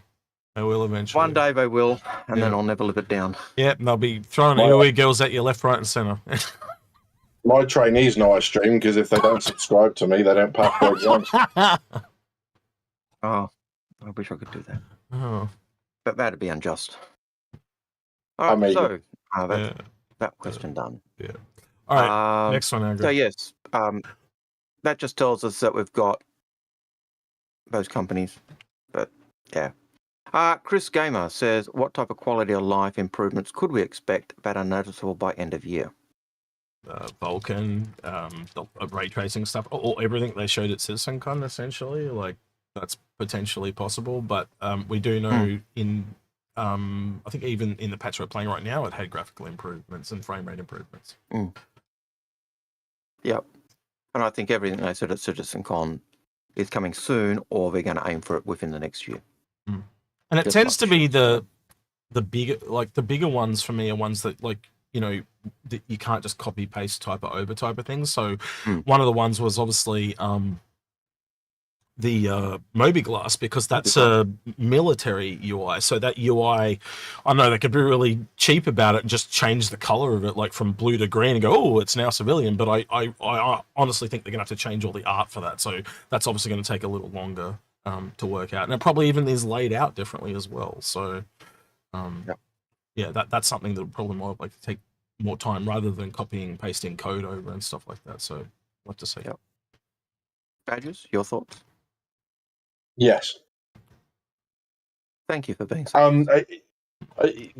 You know, we know that we're getting, by the end of the year, we're getting the cloud improvements and the ground fog and the sun rays or the star rays or the light rays or whatever they are. Yeah.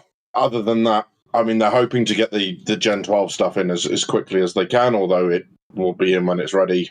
Quality of life stuff. I think your big year for quality of life is going to be next year, when they can update this. When the map comes in, that's probably the biggest single quality of life update that doesn't involve servers not tanking and everything else.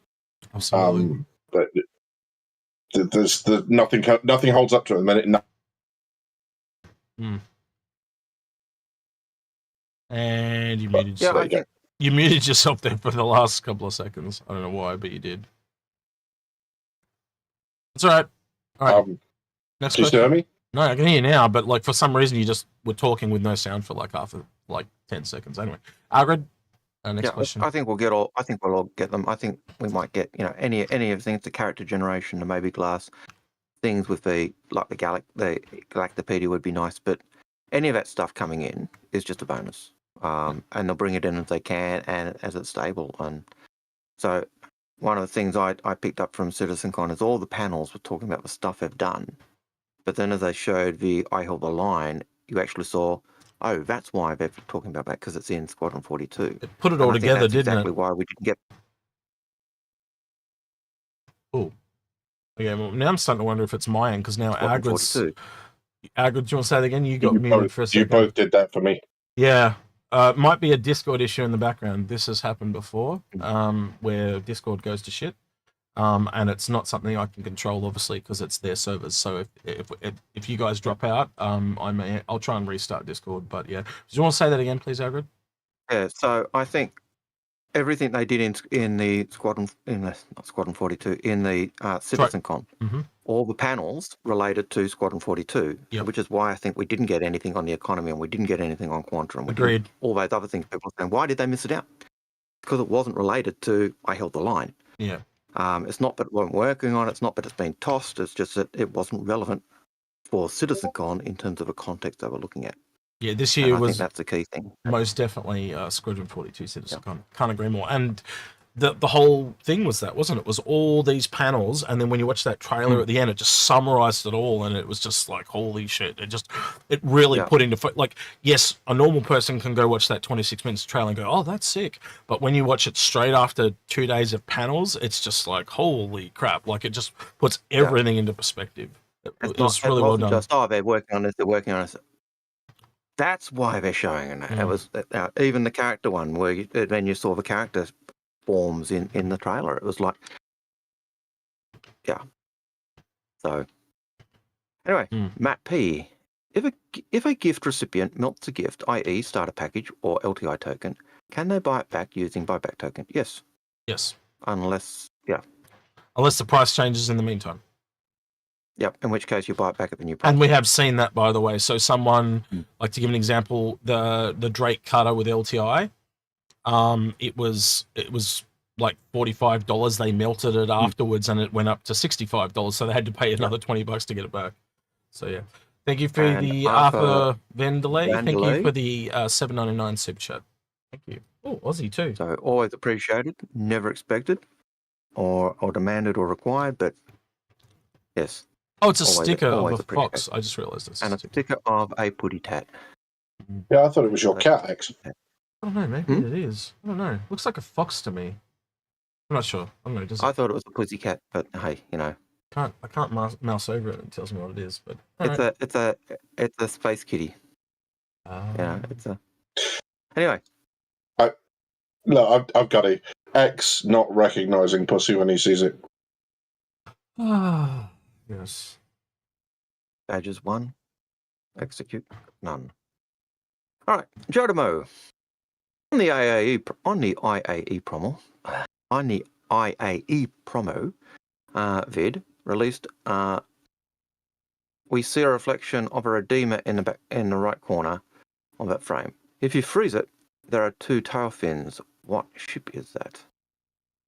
Interesting. Let's have a look. So say that again. So in the IAE promo, where you've got the reflection of a redeemer in the bottom right corner of that frame, there are 2 tail fins. What ship belongs to those 2 tail fins? It's this one here.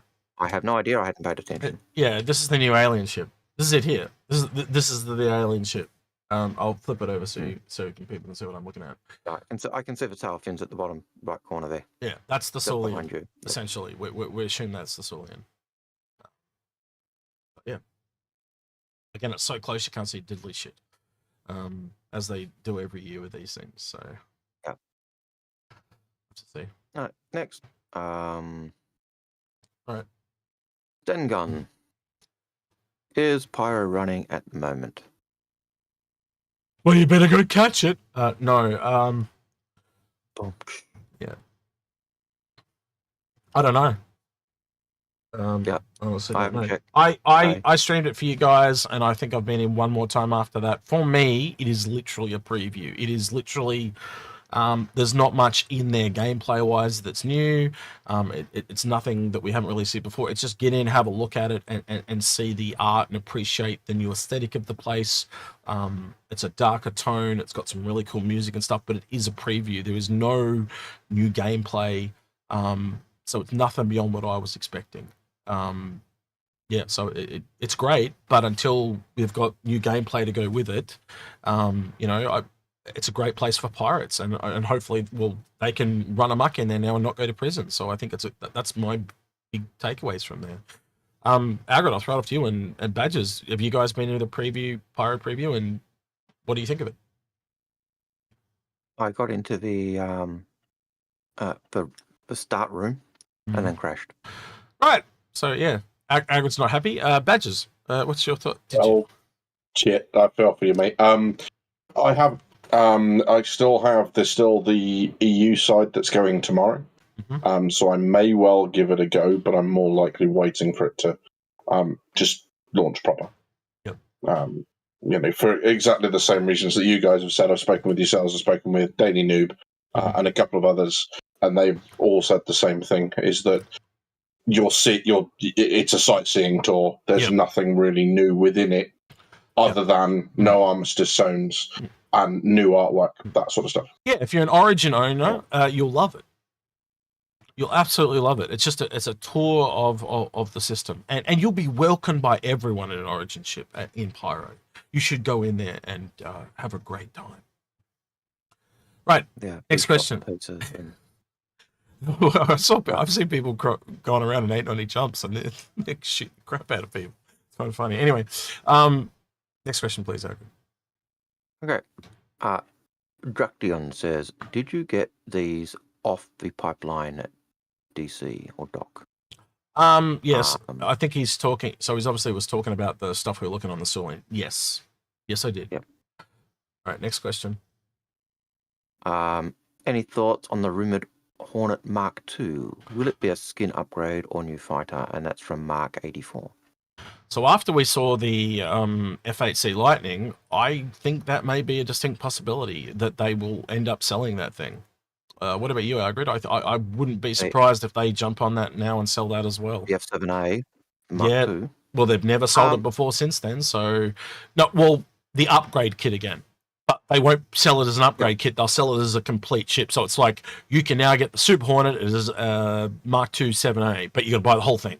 And then they'll have the normal F8, F7C Hornet with the same thing. So if you want to buy the body kit, it won't be just a $20 upgrade. It'll be the entire thing if you want it. So you got to buy because it raises money. Will they sell? So I think the question is, will they sell the F7A? I can't see what. I don't think they'll sell the F7A. Will they sell an updated version of the current Hornets? I think when they update the Hornets to kind of mirror that F7A styling, we'll get that. Yeah, and I don't think it'll be. I think it'll just be an upgrade rather than a new the fighter. body kit is the best way to call it because that's essentially what it is. And it if you're takes looking at trying to get one that looks like the F7A as a body kit. Yeah, so it essentially is still an F7C, but it makes it look like an F7A, but it's still got the same hard points, so it's just a look change, really. Badgers, what do you think? They reckon they would possibly sell the body kit, or? I would like to see it as another reward from Squadron 42 because back in 2018 they said that, you know, when they announced it and they talked about it becoming a concierge reward, they said it is not going to be the only thing that you can get from Squadron 42 in Star Citizen. So it would make sense that might be one things that they port over. So yeah, I don't know that again. Much like the Scythe rigmarole back in the day, I saw the F8 as being the same thing. It's the only two times I think they've ever really kind of gone back on promises they've made. So yeah, I don't know. You know, they can do what they want. It's their game. But I wasn't too happy with the F8 Lightning being sold. I think it kind of ruins the surprise a little bit personally. But from what we're seeing is once this thing ends in a couple of days, you will not be able to buy it again. That's because obviously in 12 months' time, you're not going to want to buy it again anyway because you can just earn it. So yeah. Yep. Right. Champion. I'm just trying to see. Okay, so Josh Campion comes back with another question. This is the I've been playing for less than 20 days. Yep. How likely is it that there will be a complete CCU chain of ships like two ships like the Orion and BMM? Unlikely for the Orion because it's limited, and BMM. It's not limited anymore. It was, but it's not anymore. Yeah. Orion's still limited though, isn't it? Nope, not anymore. Okay. All right, then most likely, yeah. Yeah, but again, we don't know what the CCUs are going to be until they drop that day. They also now drop ones on every single day. So it's really annoying because you can't do what you used to be able to do, which was let them all drop and then buy the ones you want. Now they've scattered them across to make it really difficult. But generally, just recommend ignore all the ones at the start and just buy the ones on the last day because otherwise you're gambling on what all they're going to be. But if you're happy with gambling, you can just buy all the ones in a chain and then melt off the ones you don't need. But again, you're playing fresh cash for that, so it's not a great idea when you can just buy them all on the same day. It's usually safer. My advice for you, Josh, given your previous question, I'm not sure I'm going to hang around, is if you're thinking you want an Orion or a BMM, get yourself at bare minimum just a CCU to those ships from the closest ship to them. That's readily available. And just sit on it. And then once you make your decision, then get yourself an LTI token to use. That's a small ship that's got LTI, so you can actually use that as your stepping stone to get those to build up to those ships, and that will enable you to get them for significantly cheaper. And it allows you to get those Warbond CCUs over multiple sales and bring that price down. That's a really good advice, Algared. Just buy the ones at the CCUs at the end, and you're probably only going to have to outlay 20, maybe $50 at most. And get all those, so you can get like a Gemini to Endeavour CCU if you want the Endeavour, like we were talking about with the hospital ship before, and the other ones that Algared mentioned. And just do that for the ships you want, and then make your decision. And that way, at least you're not in for a couple of $100 or rather than $50. So, make your decision. Are you happy with the game? Do you want to stick with the game, and then look at getting those bigger ships? Because if you're spending $400, $500 and you're thinking, I'm not going to stick with this game, you're nuts. And I'm sorry if you don't like me saying that, but that's insane. Here, take $500. I'm not going to play the game. That's nuts. So, Again, go back to what we said, man. You only really need one ship, and if you've only been here for 20 days, maybe just take a little bit of a pause and reflect. Especially when you're buying some big ships and you can't see the gameplay, and you kind of haven't been... Not to have a go at you, but you haven't been here long enough to kind of see how it works, it takes quite a bit of time to understand how this game moves and the years you're going to be waiting for it to arrive. You know, something like the Orion could be 3-4 years away. And I'm trying to think best case scenario here type of thing, because it requires much bigger rocks to work. Yes, it is an RSI ship and they are working on RSI ships, but if you look at the ones that they've mentioned, and they also mentioned ships in the next 12 months, the Galaxy and the Perseus have to come after those ones, and they weren't in the next 12 months. So that means they're the year after that, which therefore say they put the Orion directly behind the Perseus. That means it's at least 2 years away minimum. So just to put that in perspective for you. Algared or Badgers, yep. If you want to add to that. Just that it seems to me, from someone who's fairly new to the CCU game, and X will tell you he got incredibly frustrated with me that I just went straight to the ship that I wanted and didn't bother with the CCUs at all. But from what I gather from the old salts, the days of those really the CCU chains that make things really cheap are going, if they're not gone already. And you will get some ones, and there's still ways to make a significant amount of money, to save yourself a significant amount of money. But they're few and far between, and they don't necessarily fit nicely into chat. They're not as good as they were, but the savings have been reduced by about 25 to 30%. Right, so they're still good though. They're still very good, right? But you're not going to see things like getting I think someone I talked to me recently said they got a $240 Banner Merchantman, which is cheaper than the original price, right? Yep. So you're not going to see things like that too much anymore, right? Because there's some people with some really good CCUs. But again, if you're only being here for 20 days, you definitely can still save more than the full ticket purchase price. But even if Josh was saying, I'm going to buy a BMM straight up. I want to get I'm looking at getting a BMM. That's kind of what saying to you. That's what we're kind of talking him out of, Badgers, is don't go big and bold straight off the bat, because take a bit of time, go look at some of the bigger ships, do some research, read. Like right now at the moment, one of the things me and Algared are having a little bit of difficulty with is there's so many content creators freaking out of after the repair ship panel that big ships are look, it's going to be so hard to get crew to man these things, and people forgetting AI as a thing and how the AI can work. So many content creators, we've just heard them coming out recently going, don't buy big ships because you're not going to be able to get people to man them.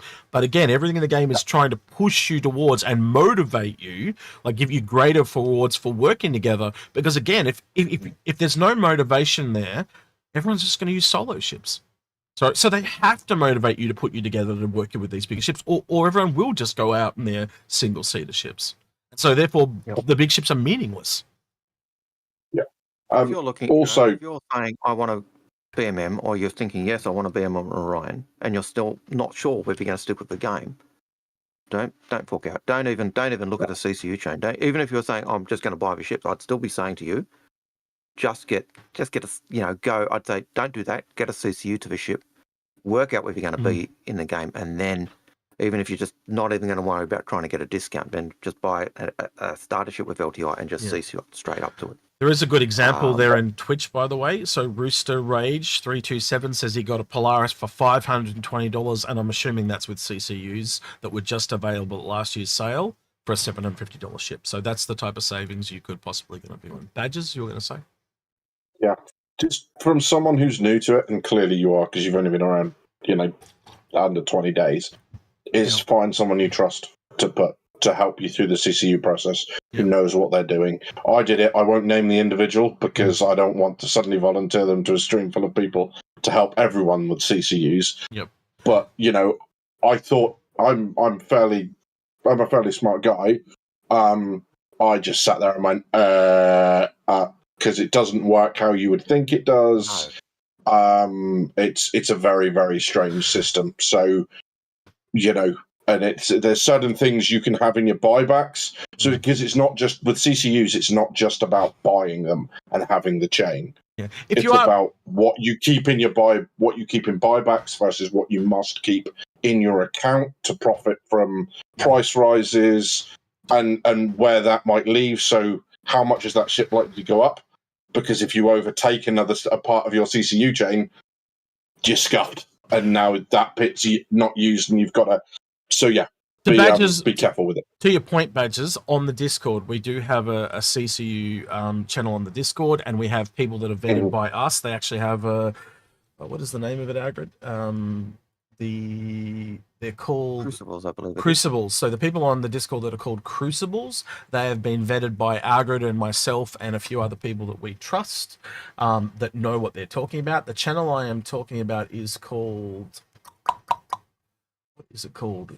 God, I haven't been there in a while. CCU Help, isn't it? CCU Help or something like that is the name of the channel. CCU Help. Yeah. So if you go in there and just say, I need help, and you'll see people on, that are Crucibles. They have a little icon. It is, I believe it's a square, Algared, isn't it? No, I think it's a square. Kind of pest square, hexagonal or something like that. And it's there it is. Kind of a teal colour. So there's 3 on there at the moment. You've got Dell, Professor Decoy, and Quintellian. They're on there, and you can see the tag on the right. It's a kind of half green, half teal square, and they are and it actually says Crucible Helpers next to their name. I rush to say that I am neither a Crucible nor one of the people trusted to vet Crucibles, because I don't know what I'm talking about when it comes to CCUs. But you'd be within the professions people. You'd be in there because you're a military professional. Yeah. So there's also a tag there for professionals that is pink that says professionals. So if you want, you can ask a question in the professionals chat to one of those people like that. So that's more in your vein of thing. But yeah, we've got all these different groups going there, which is great. And you can go there and ask them questions. And again, it's just really good to have real life people like Tecton's one that we have there. He's a geologist, and anytime I want to know anything about mining, I just go ask him, and he goes, well, in real life this is how it happens. And it is going into the game. Yeah, it's just what he responds is really good. So yeah, he did a really good video on mining and refining. That video is great because, like you, I sat there and just went, I can see everything you're talking about is would be so good to implement as part of the refining gameplay loop. And he almost laid out what it was going to look like. So if you want to know what refining is going to look like, seriously, go watch that video. Normally, I'm very skeptical about speculation stuff. Go watch that because Tecton's all over it. Yeah, there's someone else in that stream. I forget who it was, but yeah, we've really good. Yeah, we've done a few episodes called Professional Point of View, and it's basically where they kind of tell us how it works in real life, and I use my game development background to kind of go, well, this is how they could make that work. And it's actually been really interesting because you can see just like that's kind of how what I assume a lot of the developers for Star System do. They've gone, well, how does it work in real life? And then how would I make it work in the game? And I'm just kind of guessing, right? Because I'm not one of them, and then I'm not working out all the little details, but I can literally go, well, this is how you could do it. And we've done that with a few professions, but it's not easy to do with all of them. I think we've done like repair, we did logistics, we've done mining, and I think refining was another one. There's a playlist on the channel if you want to see them anyway. Elaine Benz in our YouTube chat says, will we consider making a dedicated tutorial video about the CCU game? We have. We've done multiple. We've got a couple already. Yeah, they're on the channel. Wonder if I can just quickly flip it over and hang on. And we'll most likely do a similar one this year at IAE, looking at the CCUs that are available at IAE. So if you go into the playlist on the channel, the one you're looking here for is CCU guides. And when you open that, wait, I've got to pause it here. If you bring in this, these are all the different ones here in the playlist. There's only 6 of them, but we've got some ones on here I'm particularly proud of. The one where, which one is it? From buying and flying and every CCU in between. No one has actually built a CCU chain, to my knowledge, before or since this video, but I literally go through the whole thing on how to purchase them at the sale and how to queue them all together. And so then we used that to build a ship. Yeah, which we then gave away. Yeah, so we've never ever seen someone actually build a chain because nobody wants to build the chains because they're trying to add more thing to it. But because we were giving it away, we weren't going to keep it anyway. So it just allowed us to go through and film it and essentially give it away. And we turned it into a Scorpius. And here's the Scorpius at the end. And I chucked that rare skin on it and gave that to that person as well. And Hopefully they're in not the milking nicest it. possible way, gents. Yep. We are 10 minutes into Yes, the questions Elaine, and almost 2 hours into the stream. Yeah. Well, You you should have known. it's like you haven't been here before. What the hell is wrong with you? Right, yeah. Anyway, Right. next So question. yeah, I saw that one. I thought it had to take precedence because it was kind of related to That the was in topic 10. we're talking Was about. that really 10 minutes? I thought he only just asked about the CCU, so it was just okay. Anyway,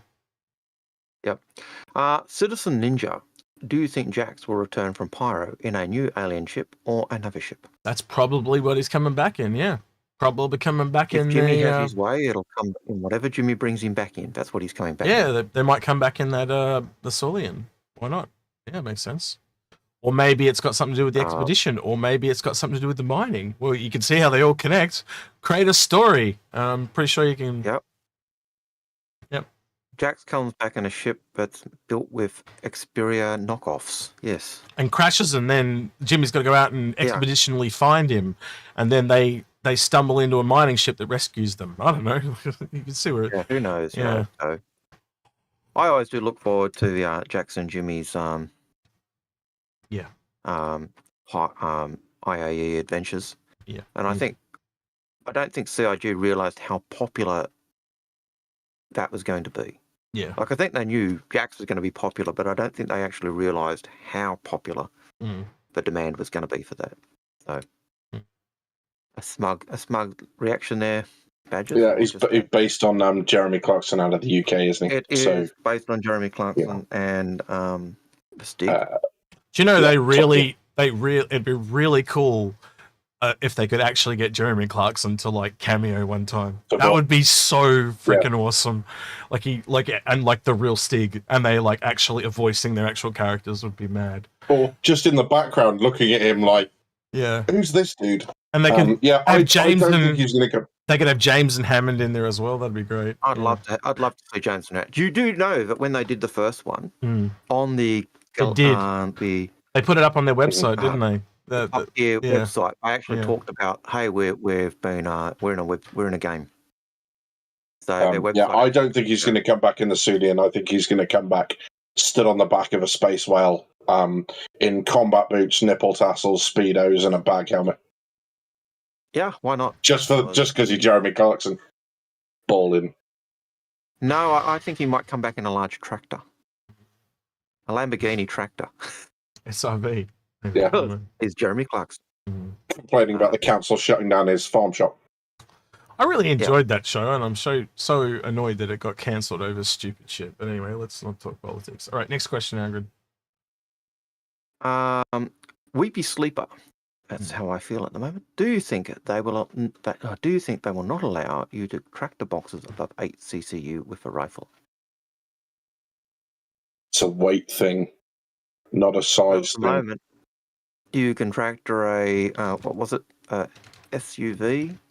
No, what vehicle was it? You were in? X. Sorry, what was this? The SRV What was the vehicle? What was the little car you were in? Was it the STV? The STV when we were picking it up. Is that what you're talking about? STV? So STV with a person in it. That's on. You can tractor that with the. I wanted to test it, but Algared couldn't get it at the right position. But I wanted to see because I was going full acceleration and I couldn't even move. But I was hoping like Algared could drop me and I'd just go, But no. But the other thing was that the Konya Taurus couldn't even. They're definitely a bit buggy at the moment. They Yeah.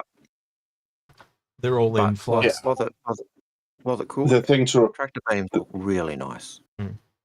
the thing to remember about the tractor beams is it's mass, not volume. Mm. Yeah. So if you've got an 8 SCU box full of feathers, it's obviously different to an 8 SCU box full of lead, right? Yep. So an empty 32 SCU container will probably be tractable. It depends what you've got in it, mate. So yeah.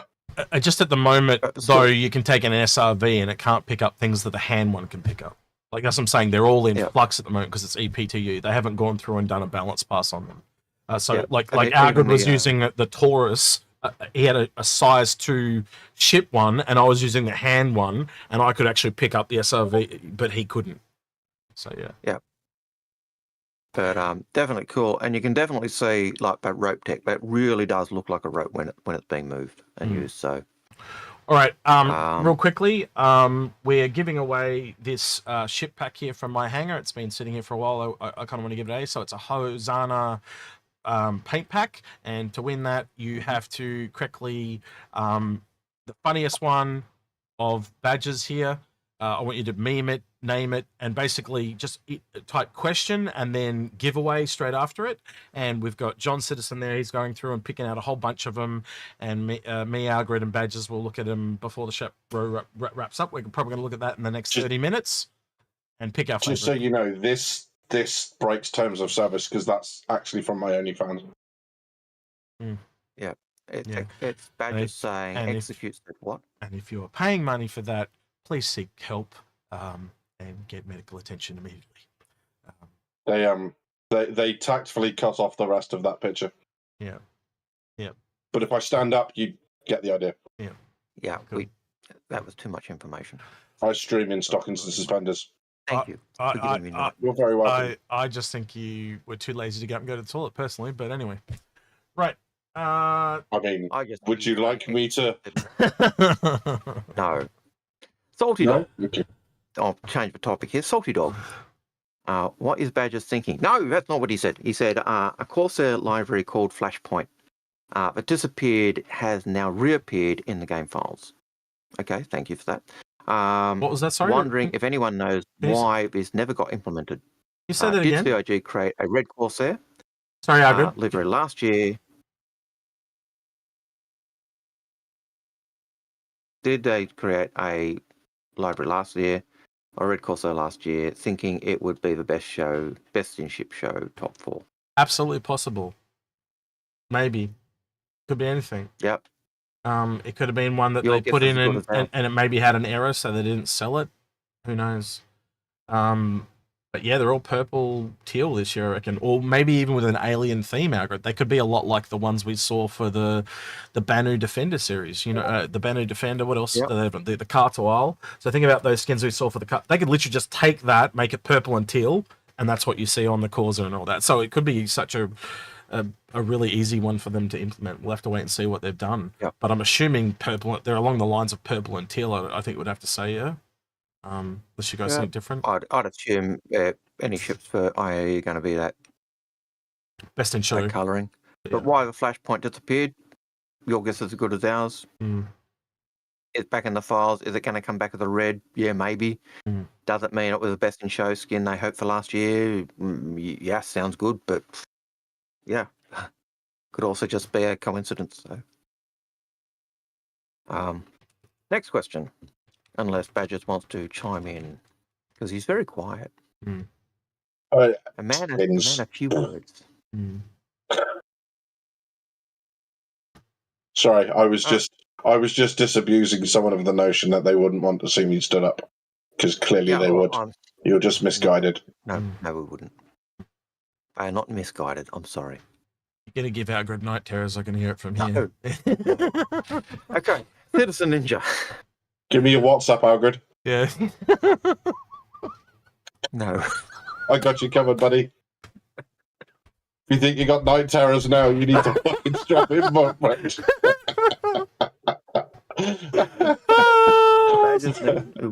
Right. I can just picture Badgers now with like kitty cat ears and wow. Anyway. Yeah. Okay. Do you think AA ground vehicles should have EMP to keep fighters at a distance? No, they've got AA. That's my opinion. But okay, what do you guys think? Actually, interestingly enough, we could actually ask Badgers this with the context now of this being wrong one. Give me a second. Which one was it? You know where I'm going with this, Algared. I'm just trying to remember where is this one. The launcher shot from the trailer. Yeah, but there's the actual gun now. This God damn it was there for like half a second. This thing. So I've got to pop it over so everyone else can see what we're looking at. But that gun, like me and Algared at the start thought a lot of like it was some form of lightning gun by Hurston Dynamics because that would hint to the name of the storm. But what I think at the very least it's got to be some form of distortion. But you tell me now, Badgers. Now we've kind of got it in full color. It's only a guess, obviously. Like, what do you think that could be? Like, I think it's still in line with the Volt guns from the nozzles, but look, the drum on the side indicates it might be ballistics, but then again, there's so much stuff on this that is cool. rule of cool. Yeah. Because like we had a long old debate about that panel that is. I'm going to try and this one, not that one there. Yeah. This one here. That right I said was air brakes. Yeah, air brakes. Right, yeah. This one, and I said might be a shield emitter, and they're just there because it's cool. They're not ablative armor. We got an answer for it. They're like. But that smaller one, that's Algared. Can you point at the smaller one, please? Because I can't reach my finger this bit. No, the other side. Yeah, that little bit. Yep, that one. Yeah, I think that is a shield emitter, by the way. I think you're right because they're wired in. They are. Yeah, and I agree with you. They do something. But the one near you, I still think that's some kind of stopping thing. I don't know. Why does it go up other than to slow it down somehow? But I don't know. Maybe it's some kind of deflect. We'll find out, I guess, soon. Yeah. Well, it's meant for jumping, so I assumed when I said air brakes, I should have said like steering it in the air because it's for jumping. Like it might make it steer somehow. I don't know, but I guess we'll find out. Yeah. Air rudders. Adrian, maybe. Your common sense has no place here, dude. Point at the smaller one. We could have said. Yeah. Yeah. Look, if I point at the smaller one, look what happens. I disappear. But yeah, I really bit my arm off. It was a Ninja's idea about having an EMP as a ground thing because non-lethal defense.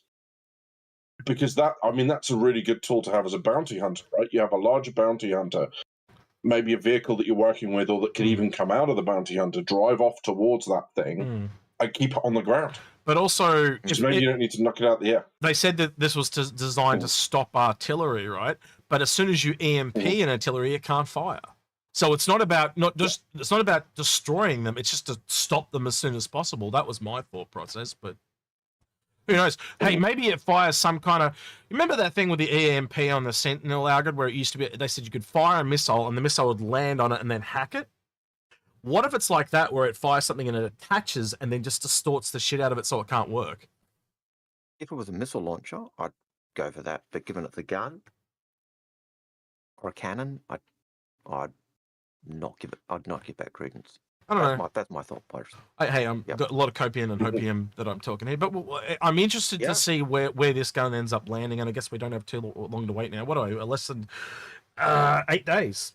So we've got 8 days to IAE, and I don't get to sleep for 11 days. That'll be great, man. But really, really looking forward to that. Right. Anything else there? Nope. Right. Next question. Have you indicated that next question for a reason? No, we'd finished. From Drakian? I think we've done that. I know the next question's got a. We talked about it before. That's why I okay, cool. Yeah. All right, Monster AV. The bigger question, in my opinion, would be: can it fire on the move, or will you have to stop to set it up? This is. And I assume looking at the time stank. Yeah. I think either tank, whether it's the overall. It's got a really big base on it.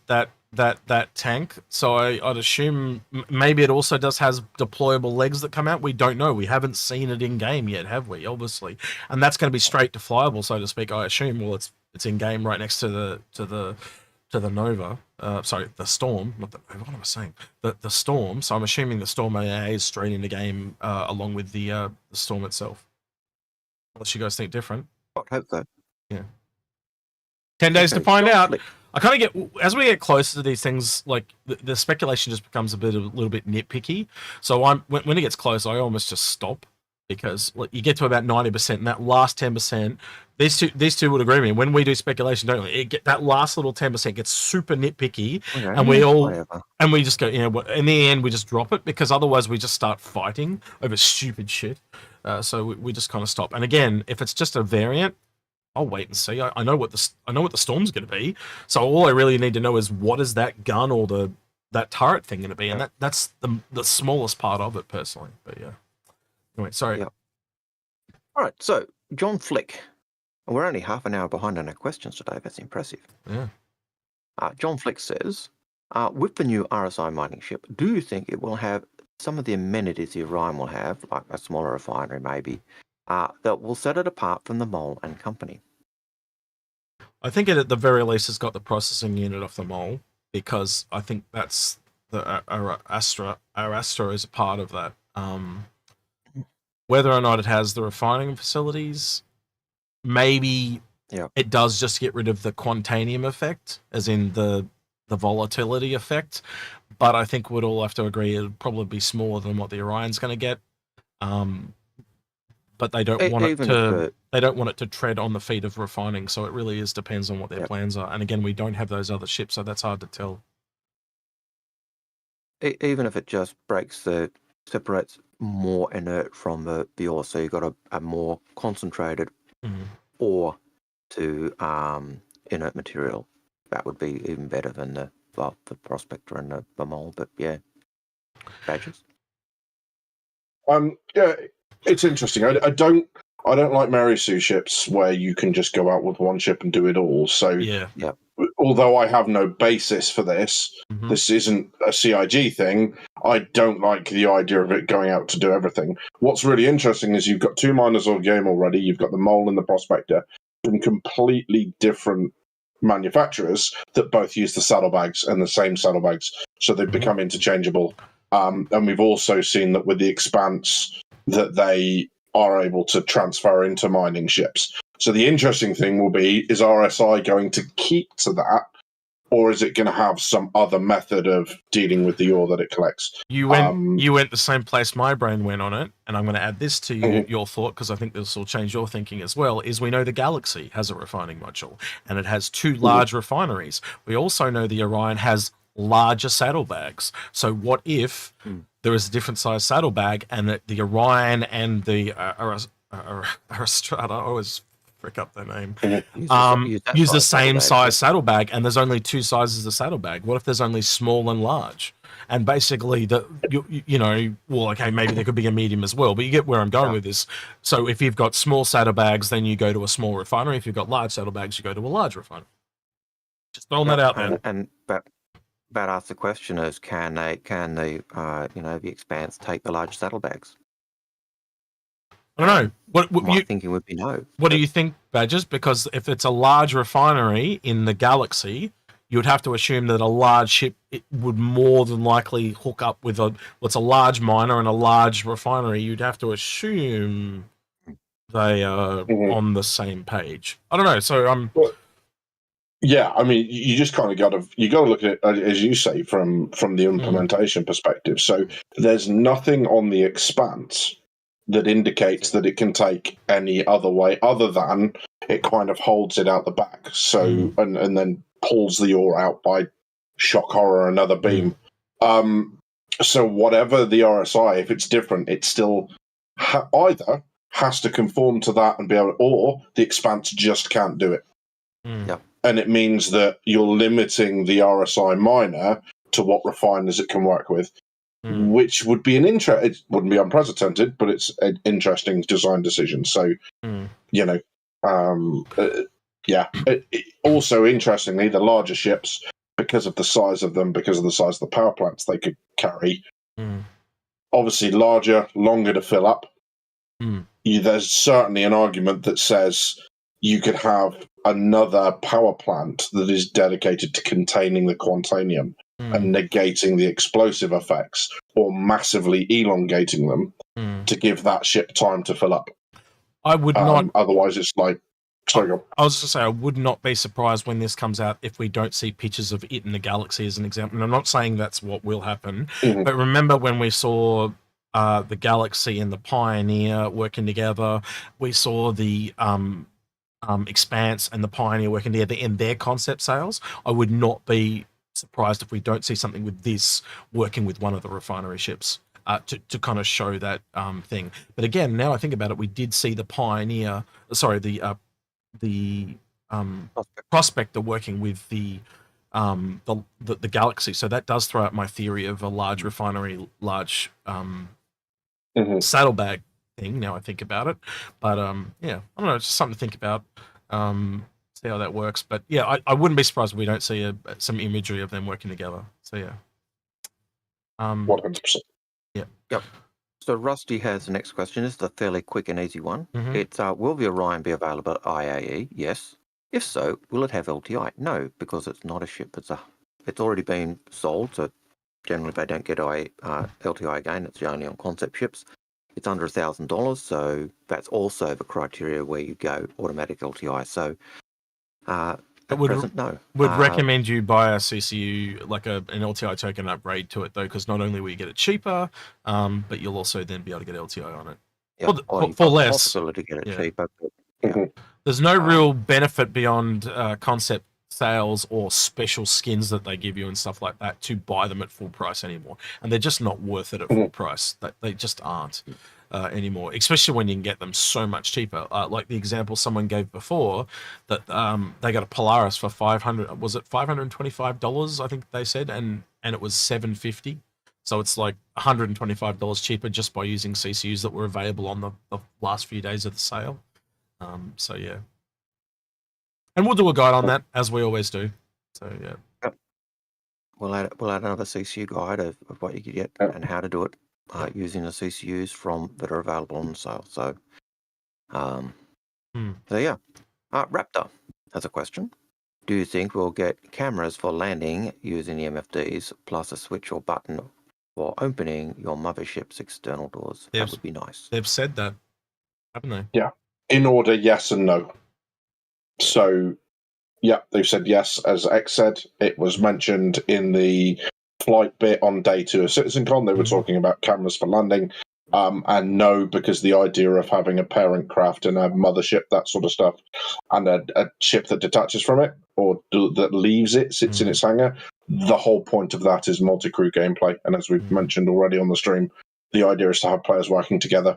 So you'll have someone open the doors for you, even if they're in the cockpit or at the panel, like in the Carrack. Most likely that hologram thing on every ship that every pilot has, that they had it working at one point years ago. That's where I think it'll be. I don't, if we don't end up getting the camera, we're definitely going to get that hologram thing. And it basically gave you representation. Again, look at the map system. It's just basically your ship on a map, and you can see the pad, and so you can use the hologram to land. It's that simple. And then it doesn't break your immersion either, because you're not going off to some random remote cam. Well, I guess they could make a remote camera if they really want to. Maybe then give us both. But I'm happy enough landing on the hologram. What about you, Algared? You cool with the hologram? I don't mind. Yeah. Algared doesn't fly. I fly when we go out, because Algared's got to sit in the back and with the Uwit girls, and it's just, they're so loud. No, it's more like I've got to sit on my butt because you keep doing weird maneuvers. But... Yeah, because I thrust and turn really fast a lot, and he just gets thrown. Yeah. Oh, tell me what this is. Yeah. Oh, bang. You keep moving. Yeah. Oh, sorry about that. I'm landing fast. Oh, yeah, I know. Anyway. Okay, question for you, Badgers. This is most likely going to be a yes answer, I'm sure. Wouldn't you agree that all these ships would bend the knee to the RSI Polaris, Badgers? Persis even. I would say I hope not, because then I get to blow them up. There you go. He hopes they don't bend the knee. There is no perfect ship. There is no perfect ship.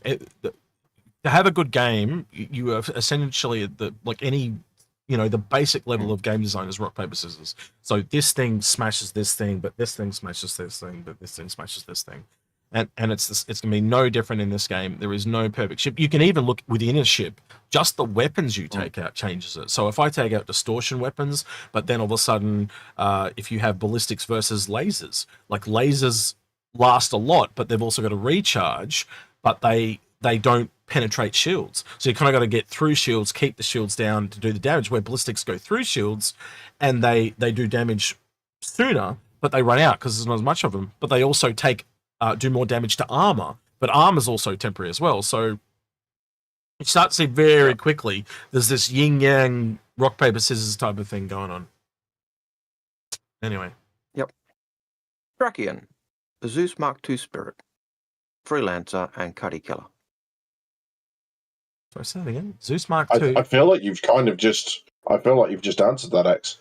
What? There's going to be so many iterations of armor, in-flight in-atmosphere aerodynamics, components, layout, that nothing's going to be a killer, as we proved with the Odyssey and the Garrick. I think it's just going to be different. I think for that answer, you need to go watch our last video, or the video where we do the medium ships. We literally did that video, didn't we? Literally answered that question. Yeah, so if I go over here, this episode was God Killer, what kills the Zeus?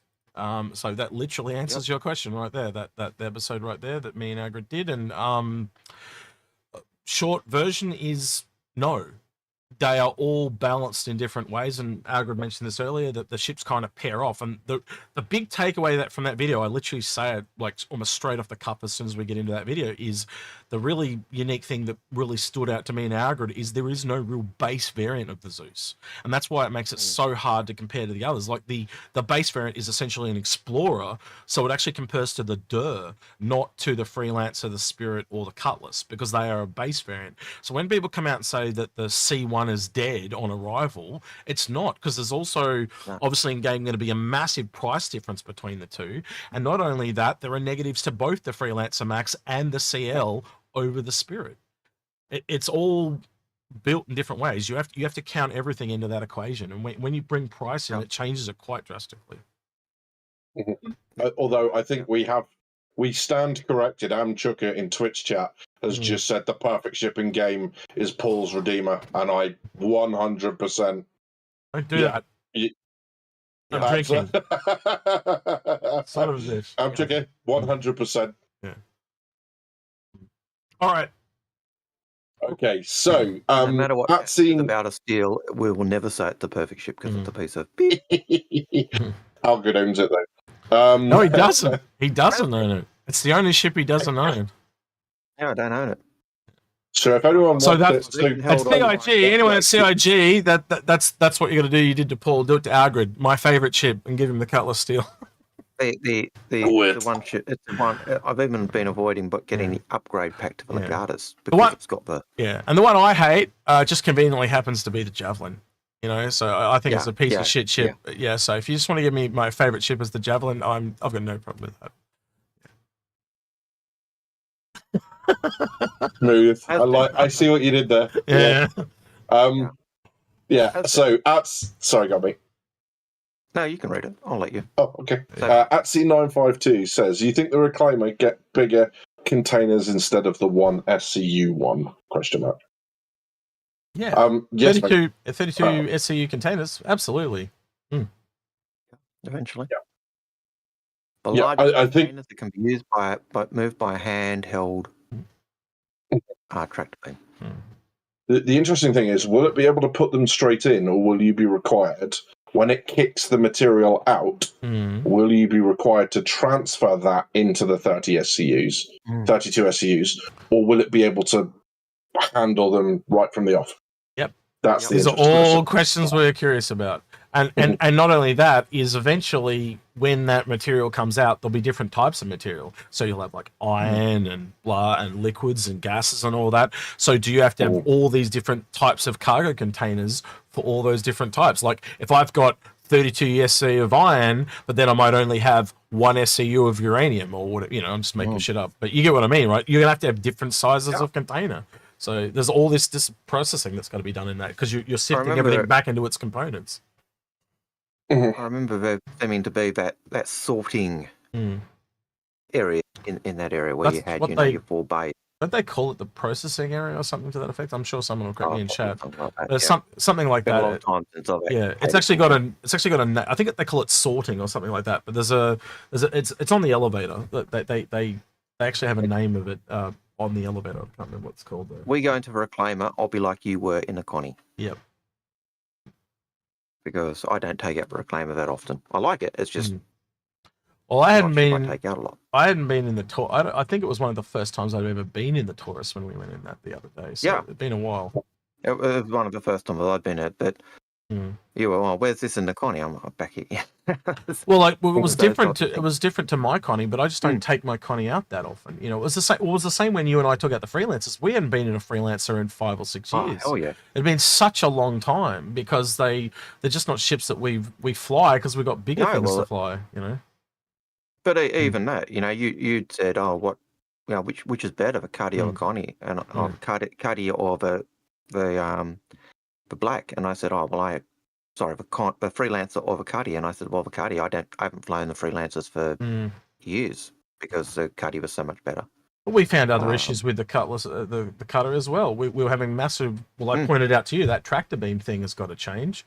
So until that can go in game, the tractor beam at the moment on the Cutlass Black is pretty much abysmal compared to the one on the C1, because the C1 you can see the whole beautiful, brilliant, yeah, you can see the whole entire cargo bay. You can put all the boxes in, but the one on the Cutlass, it can't see into the cargo bay yet. So they're obviously gonna have to build a different mount for it to work.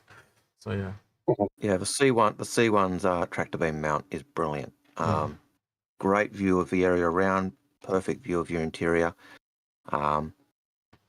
I think the only one, you know, the Taurus has a very similar view of being able to see in its cargo bay as well. But yeah, I'm just noticing Citizen Scott in chat is saying sucks Freelancer sucks and sucks CIG want it to suck. No, they're going to come past and go past everything eventually. So expect all those older ones to get reworks, updates.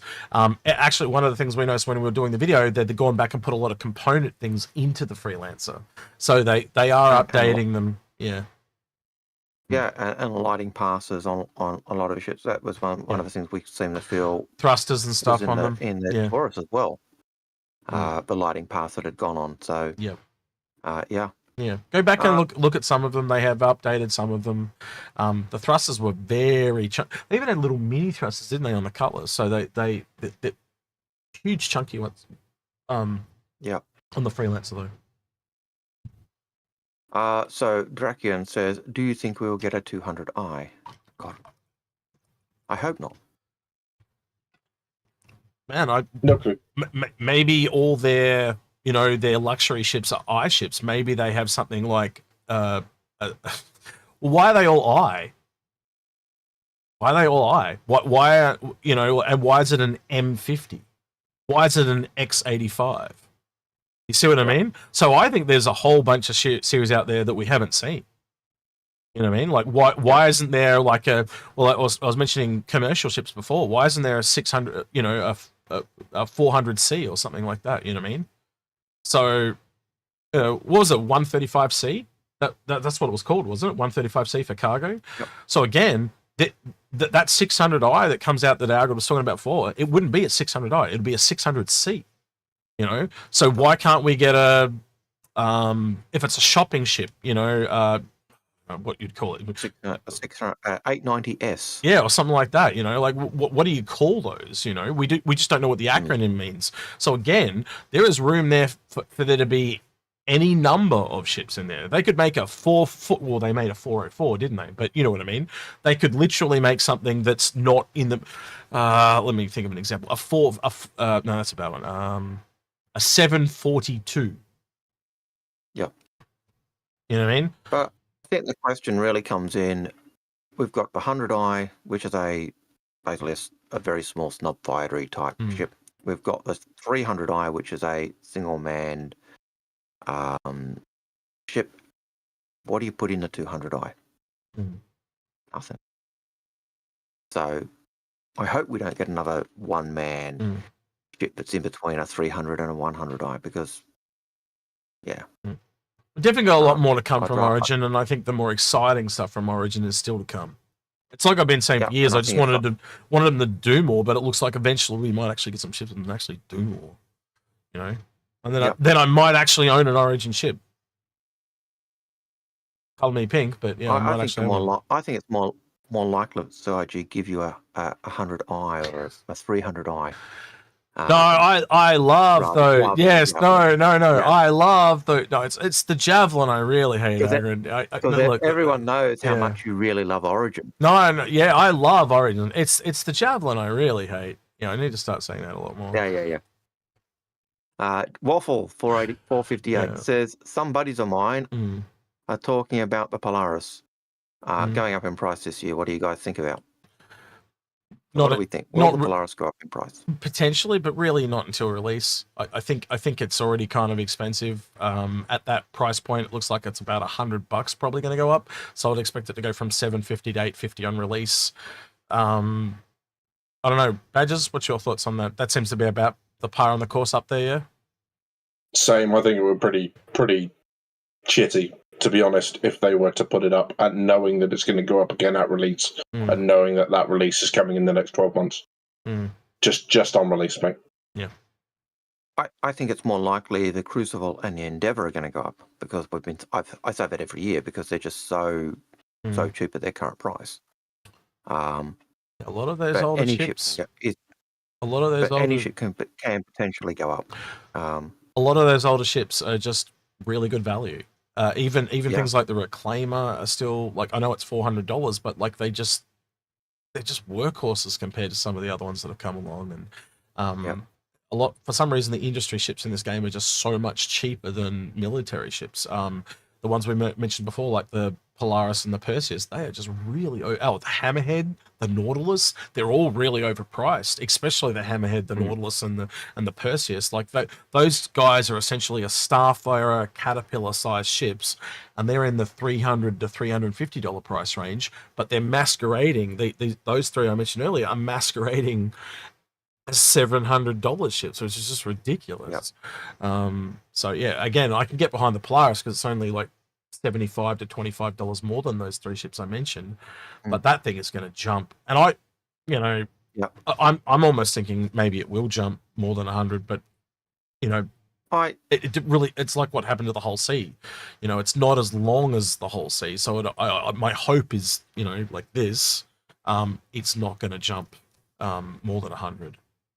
My advice to you, Waffle, is if you basically, hey, your buddies are saying it's going to go in price, it may or may not. Yeah. Right? But if you're thinking, I want to get the ship, get yourself a CCU to it. Was this Waffle Insanity? I can give to. No, Waffle 458. Oh, okay. There's too many waffles. And if you're looking at getting that ship, I would say just getting a CCU to it to lock in the price. Yep. And then you don't have to worry if it goes up, and just keep that CCU in your hangar. Yeah. Well, we're probably not going to see that. Take that back. What? There's never so much thing as too many waffles. What is wrong with you, man? Okay. You've clearly never seen the Homer Simpson meme with the donuts, but okay, sure. Right. With the machine? Like they based that on me. Yeah. But with waffles instead of donuts. So when we come to England... 2 hours behind on the questions. No, we're not. We're only half an hour behind. Yeah, we are. No, we're not. Algared said we're only half an hour behind. Algared can't count. No, we're 2 hours behind on the questions. All right, well, we've got half an hour to go, and if we're we... an hour behind now. I looked at the time wrong. I thought it was 6:30. All right. Well, look, we've got an hour. I've got to pick up. No, stop. I'm trying to say something. Right. So we need to do this because we've only got half an hour left, right? So we're gonna go through the ones John sent me, right? So these are all the ones John sent me, and between the three of us, we're gonna work out which is the funniest. All right. So Matt P says so these are memes or taglines for this, right? And the winner will be getting this skin pack here. Right. Here we go. Right. So this is the first one from Matt P, who says, "Bring me Solo and the Wookiee."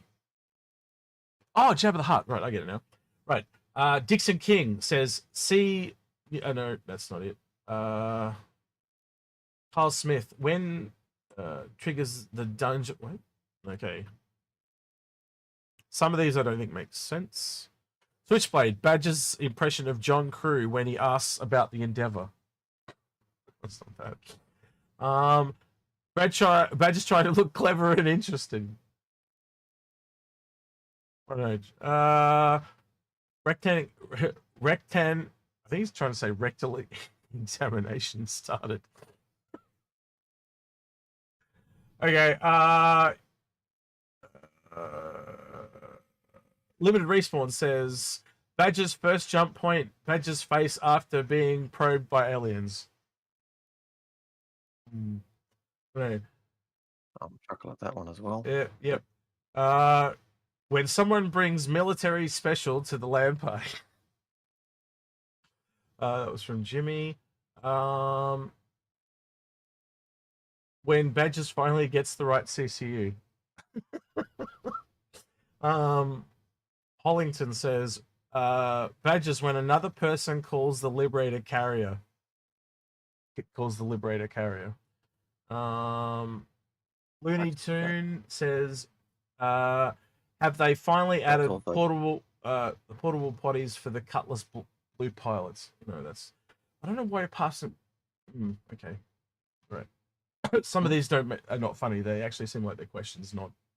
Yeah, so. You missed out the one Badgers enjoyed. Yes. Which was which is my vote. Which is which one? Zaveth sells mass coronal ejection detected. Yeah, okay. Which has got my vote 100%. Yeah, I like that one too. Algared? Mass coronal ejection? Like the Badgers. I actually like the Badgers impersonating John Crew. Yeah. When Execute asks about the Endeavour. I think you've been outvoted. Completely outvoted. Yeah.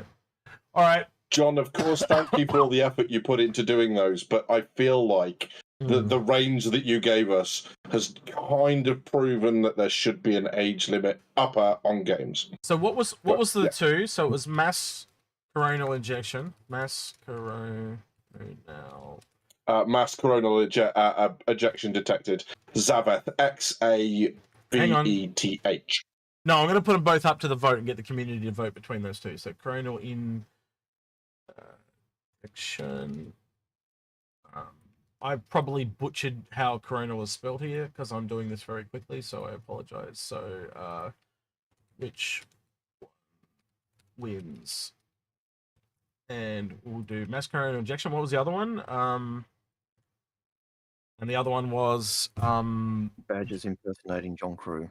Execute asks about the Endeavour. Badgers pretend to be John Crew. Pretending to be John Crew. I'm paraphrasing these because obviously I can't put that in the vote, guys. So I've done that up on that, and I'll do it here on this one. Badgers, you're talking and no one can hear you. So yeah, I was just saying. Does anyone think the real question is that expression pleasure or pain? Because I'm not entirely sure I know. Could be both. Could be both. Yeah, exactly. You just made me think of a song, you know.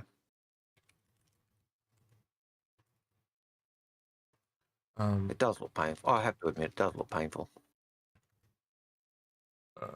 As John Priest says. Well, while that's going on and while people are voting on that, and you're getting that up for Twitch, the next question from North End Trooper was, what non-combat ship will be our first ship to be integrated into master modes? Badgers? What non-combat ship will be first integrated to master modes? Non-combat? Aren't they going to do them all at the same time? I don't know. Does it matter? Yeah. My response would have been, how long's a piece of string? Does it matter? They're going to do them all in a pass anyway. And they're probably doing along when they're doing the weapon passes and all that too. They're going to probably do a massive bunch of passes on all the weapons and all the ships and all that. Like they kind of hinted towards that at SystemCon. So I don't think it really matters. It's just it'll come to us all in one kind of big hit. We're not going to get it individually, I don't think, or maybe we will get it in waves. I don't know. But again, I don't think you're just going to get one. You're going to get a whole series of them at one go. It's more likely going to turn, master modes on in one big hit rather than, Wendland says it's actually gas rather than anything else. I like that. Should have got it in earlier. Yeah. All right. Rash Modor. Question. What are the options for the shape language of a new RSI large mining ship? We don't know. We haven't even had a hint of it yet. I'd base it off an Orion. That's my closest get. Are we going to see a design language similar to the Connie? Or is RSI moving away from it and going pointy ship? I wouldn't mind betting it's something closer to the Rover and the Lynx. And they'll base it off that because, because it'll still be very much RSI, but it's not even trying to look pointy and fast and vaguely combative. My thought was make it look like an Orion. So similar idea. I've always assumed it would be kind of like a drill platform that's kind of circular with like a big downwards facing laser on it.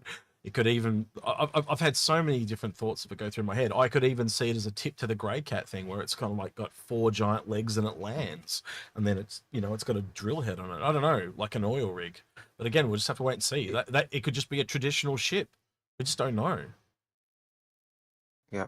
If it's a vehicle, I would love it to be like a sand miner, or, you know, from either Doctor Who or Dune, or even a sandcrawler from Star. Yeah, I was thinking that like a giant Ewok sandcrawler would be funny as hell that flies. But So anything along those lines if it's a vehicle, but yeah. Okay, who was the person that did most coronal ejection badges? Who was the one that said that? That was Zaveth or Chabeth, Xaveth. Yep, He's in YouTube chat. Yep, if you can reach out to me via Discord, mate, so I can get. Open. So if you can reach out to me via Discord.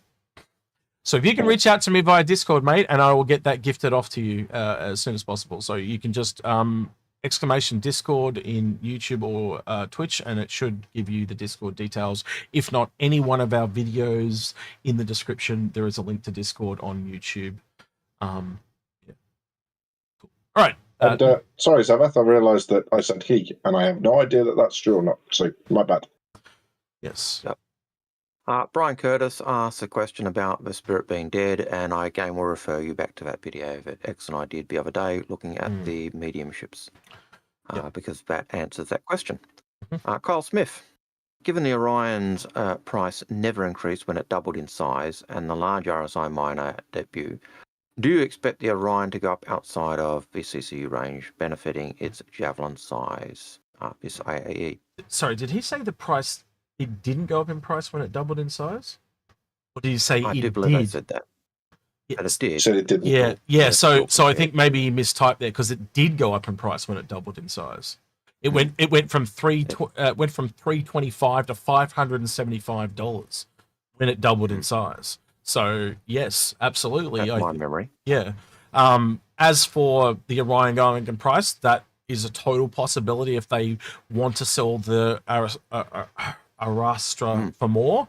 But if, again, look at them all, 315, and then you've got 575, like 450. Yeah.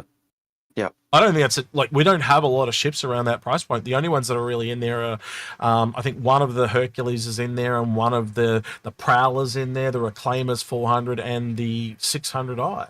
There's not too many in that upper 400 bracket.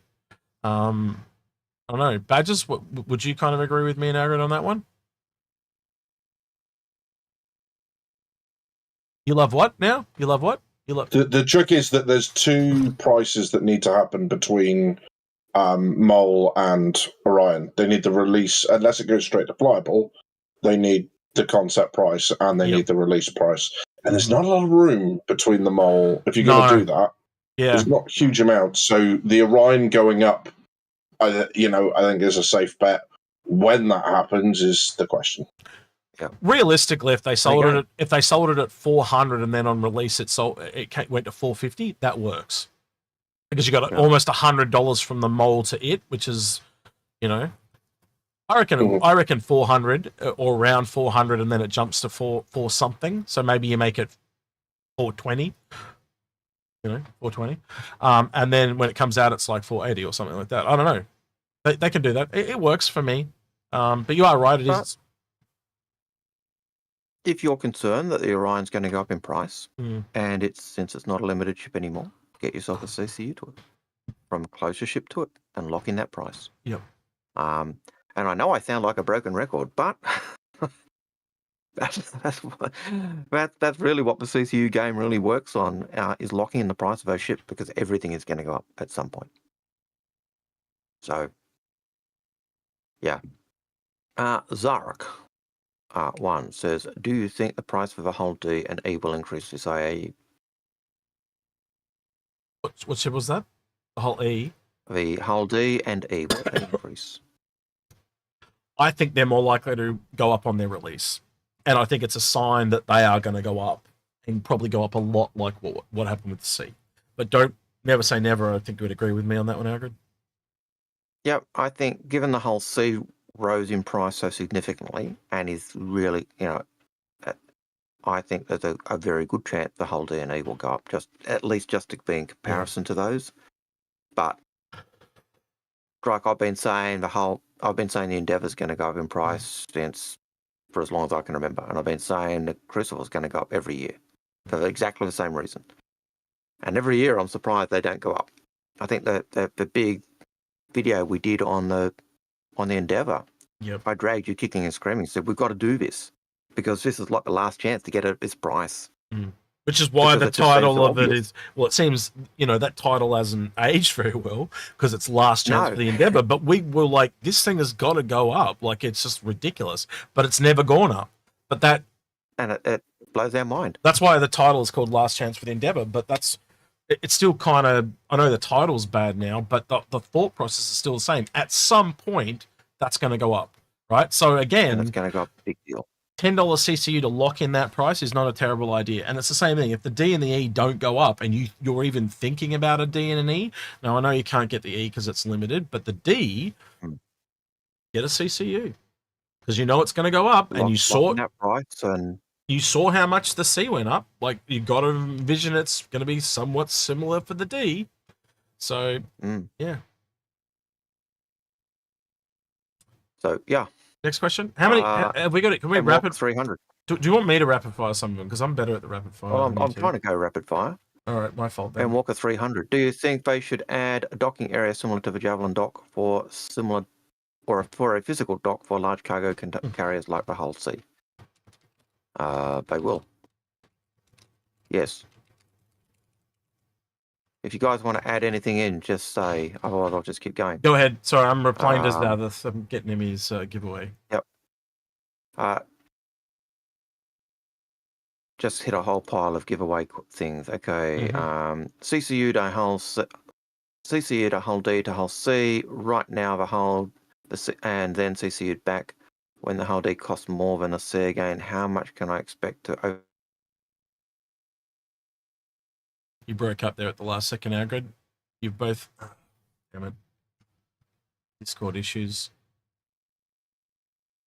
We've all gone quiet. Yep, you're back. You're back. Sorry, it's a Discord issue. You're back. I'm just getting a bit of lag today. Yeah, go ahead, Algared. Say it again. So Nova 42 said, if I CCU'd a Hull D to a Hull C right now, then CCU'd back when the Hull D costs more than a Hull C again, how much more can I expect to overpay for the Hull D? I don't know. Yes, but don't do that. It's like saying, why should I shoot myself in the head? Don't do that. Just don't shoot yourself in the head or the foot. It's kind of silly. Yep. Carl Smith.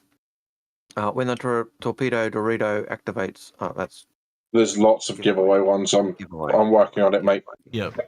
There you go. Do you think a modularity overkill?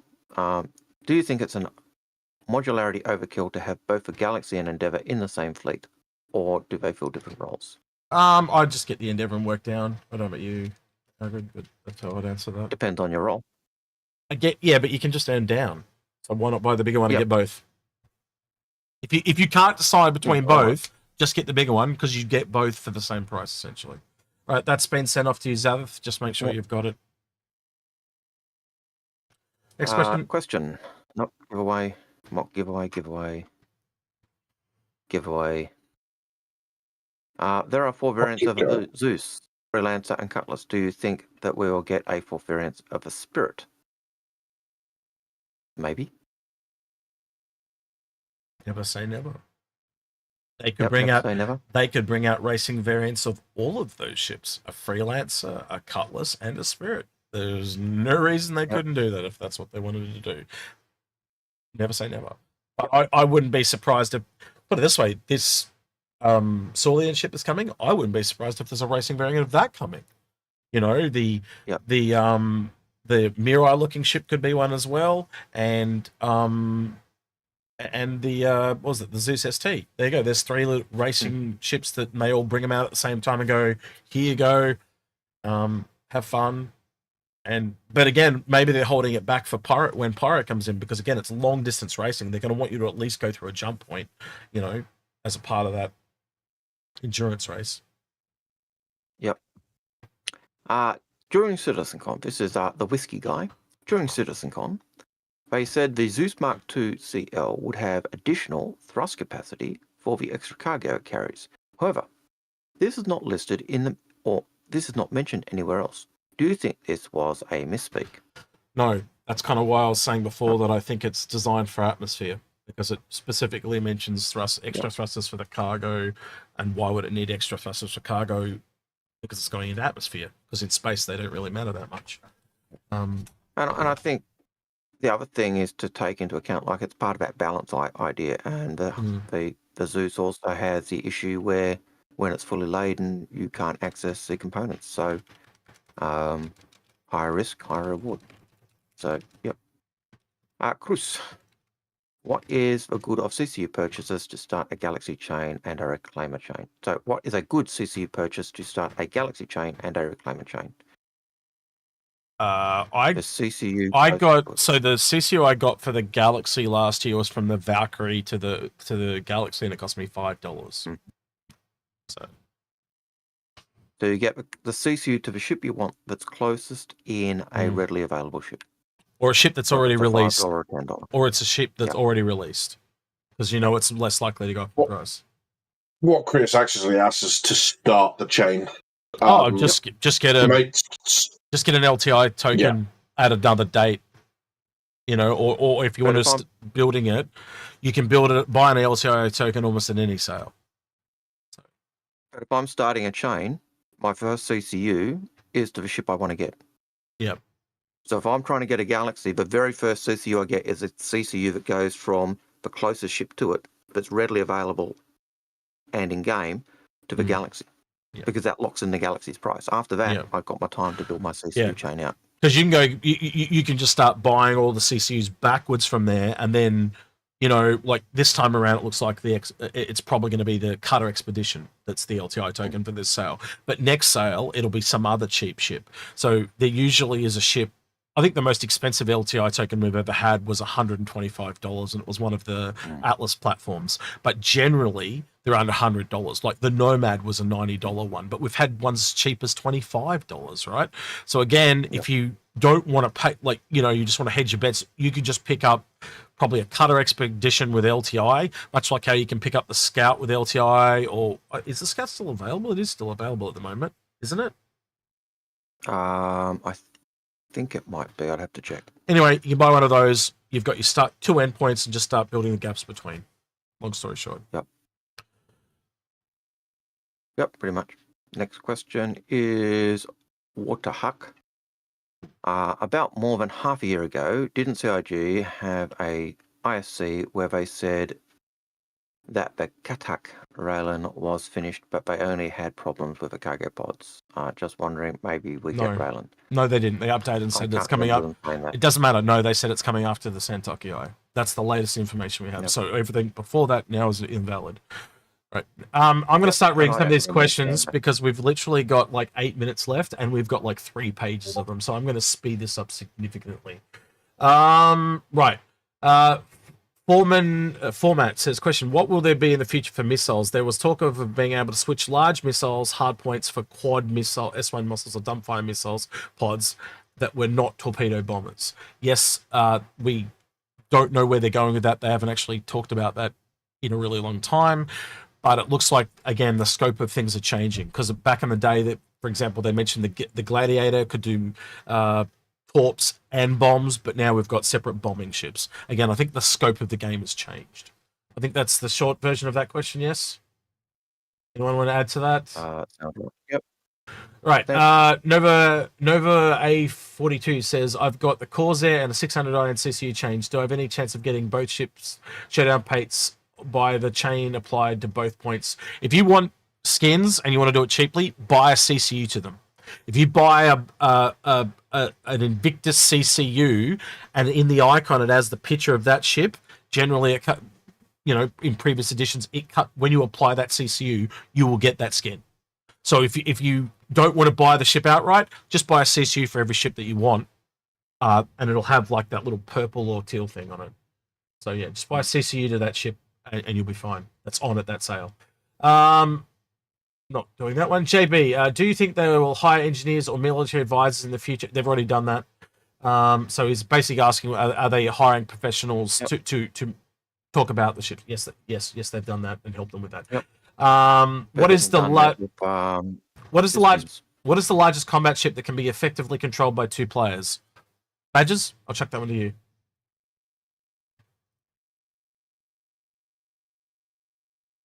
Yes. Hurricane, Scorpius would be very good options, yes? Would you go larger? Redeemer would be a good option. Redeemer works as well, but I think after that you're starting to get into territory where it becomes difficult. So yeah, Redeemer. Me and Algared are really well. I've even been in Hurricane with you, Badgers, as well. Like it's a lot of fun. I really like the Hurricane with 2 people, but Redeemer's a good choice as well. Ray says, if you only have $300 to spend on a ship, what would you get?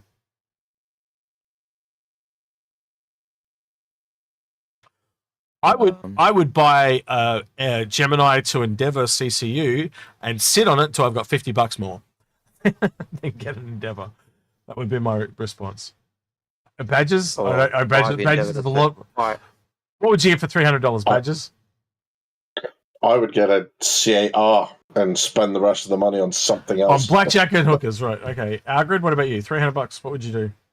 Yeah, probably do something similar to you, but actually start building up the CCU chain. Yeah, and using Warp-on CCUs. Well, if you started doing that and getting the CCUs, and then if I do that, I might be able to get my Endeavour for $300 for $300. Well, I'd go the Endeavour over the Crucible, but again, find a ship that you want. Crucible, Endeavour, same thing. Find a ship that you want, and basically you can probably get $100 off at minimum with CCUs. Especially around that $300, you can probably stretch that to $300 to $500 if you got some CCUs to use. Next question says, I have an open LTI slot, thinking about filling it with a Galaxy for the ability to make large habitable buildings primarily. Talk me out of it, please. You'll probably get more ship. Before you answer that question, DeJocko, thanks for that $5 super chat, and he just says thanks for another great show. Appreciate you all. I gotta let you answer that one then. How would you talk someone out of a Galaxy?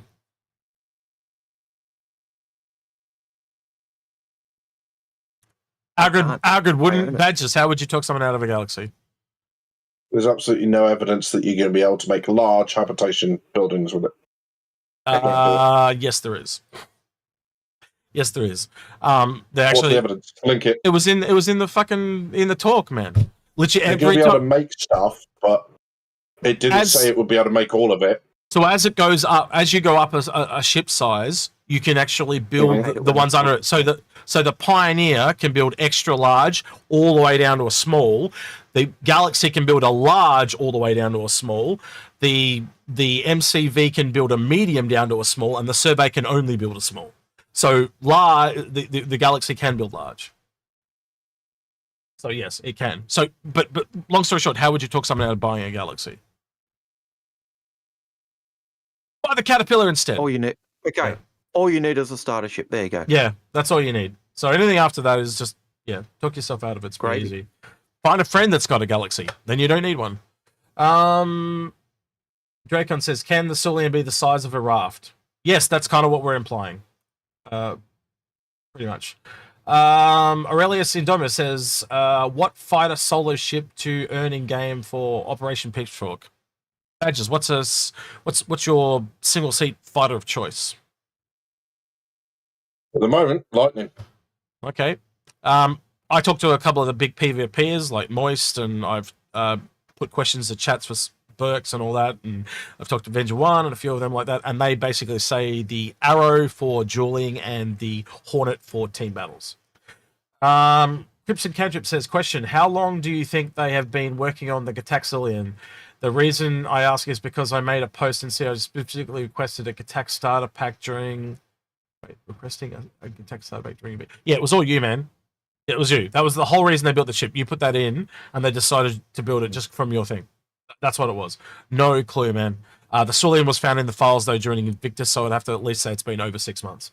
Clifford Warmoth says, question, could the Caterpillar have a new modules that are just the trailer and it could be whatever they want it to be? Yep. Yes. So, yes. To answer your question, it could. Man module does pop off. Yes. Waffles405 says, you guys think any price increase will be happening this year, specifically on concepts that are coming in the next 12 months? Anything's possible. They can do what they want. I always expect a price increase. Yeah. Expect the worst plan for, expect the best plan for the worst or something like that. What's the saying? That's a military saying, Badgers, isn't it? Expect the hope for the best, plan for the worst or something like that? Yeah, something like that. Anyway. Nova A42 says, what is your favorite and least favorite season and why? I hate summer. It's too bloody hot, makes me angry, drives me nuts. Algared, what's your least favorite season? Summer. Badgers. I'm melting. Badgers. Yes. Summer. Summer's your least favorite or winter? You don't care? Yeah. Always bloody freezing there. Okay. K9 Music says, just to clarify, tall tins in the Redeemer reflection frame. Oh, that's not a question. Oh, wait.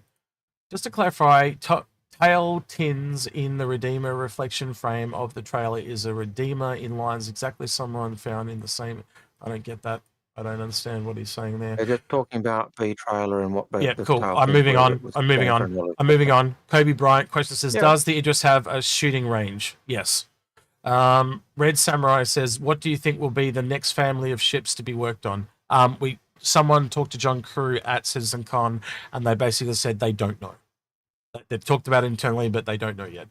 Wilder Hack says the gold ticket event got the F8C from the store. They said you could only buy it once, and now you must in-store again. Yes, me can buy now. After did the gold ticket or no? I broken English as shit. Yeah, if you buy it once and you want to get it with LTI, you basically have to contact concierge if you bought it with credit. Shem Pastor says, we'll see how... Can you take care of that question from Sebastian? Already on it, mate. Just do it in chat. Yep. Right, good. Will CIG keep the Pioneer hull limited? Let's hope not. Because it's driving people nuts.